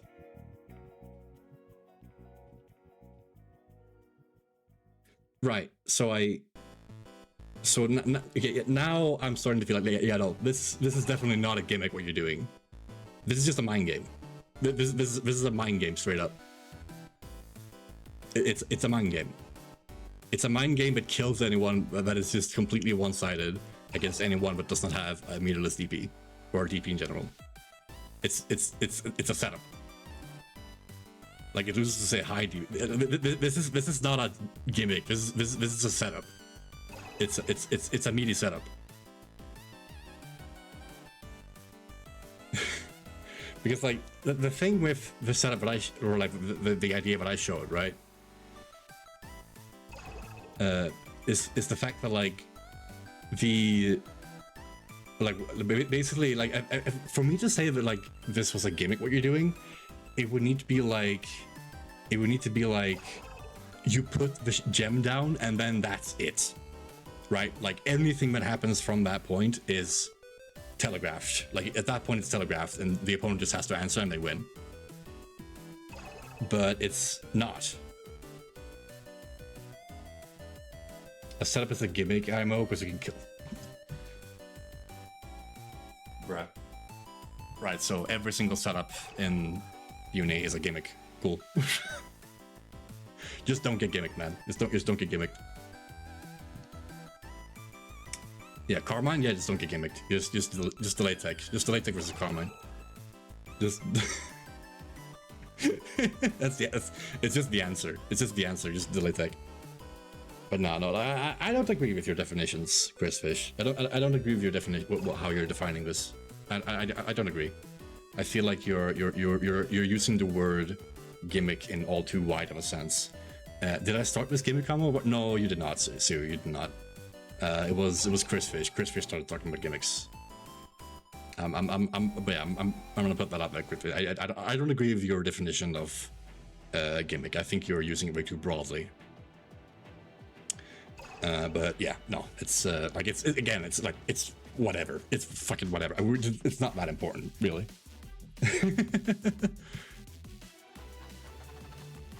Like it's semantics, exactly right. I think like sitting here arguing over the definition of a word is not really all that important. Like it's whatever. It's whatever. Like what you feel in this not gimmicky is fine, whatever, risk variance and everything.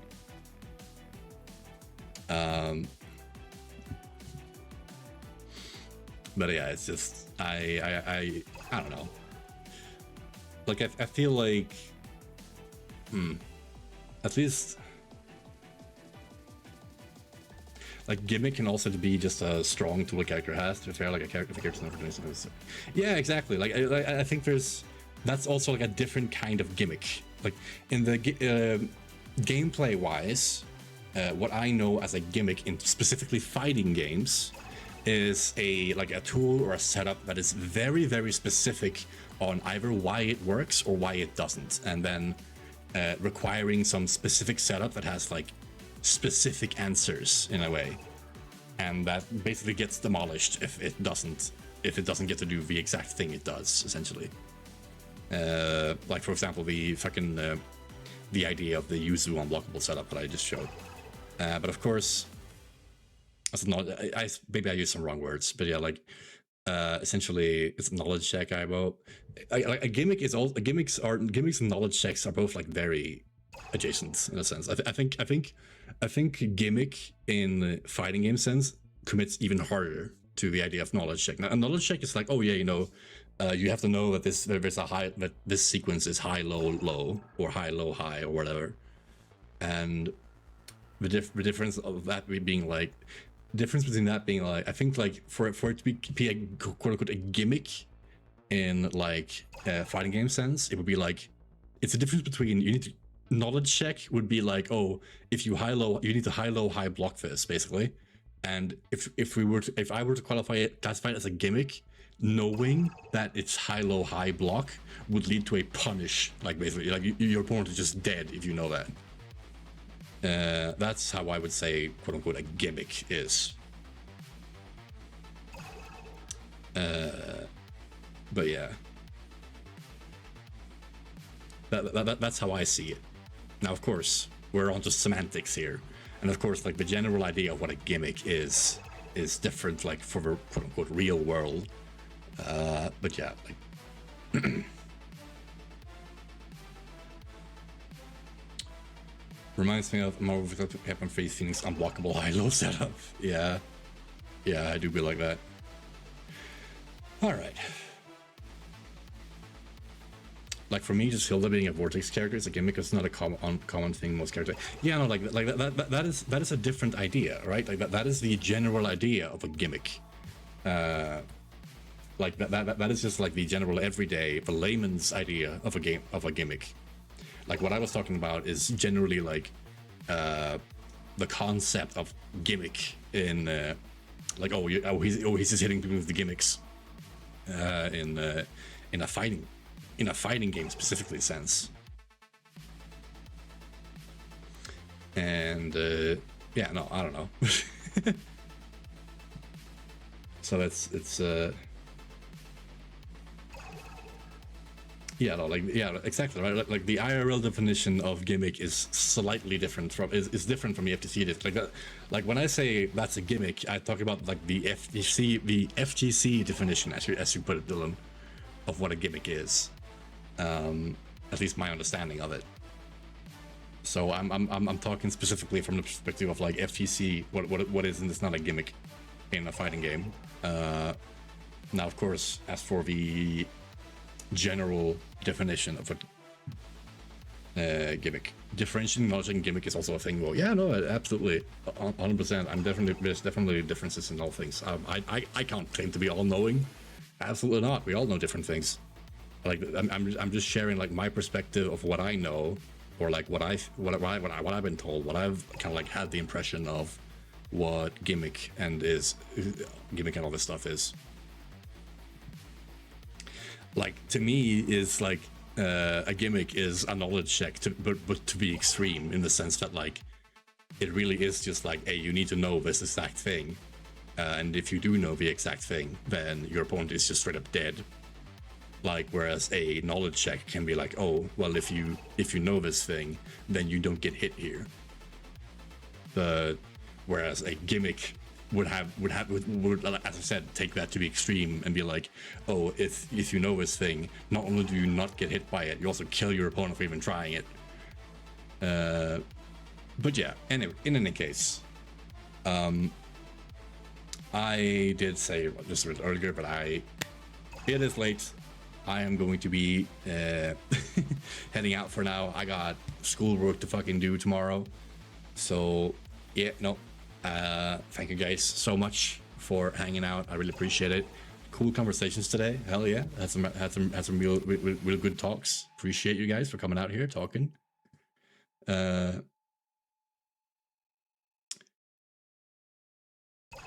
Communicate lots of other things. I disagree that a setup is just a gimmick. But anyway, we've talked enough. I'm gonna be heading out. Y'all have a good one. Thanks for talking about Fire Emblem. No problem, dude. My pleasure. Yeah, y'all have a good night. I'll see you guys around. Y'all have a good one. Hell yeah. See you guys around. See you guys on Thursday for the next Eclipse tournament. Hopefully you guys are excited about that. I'll see you guys there. And yeah, that's it. Bye bye. Have a good one. Bye.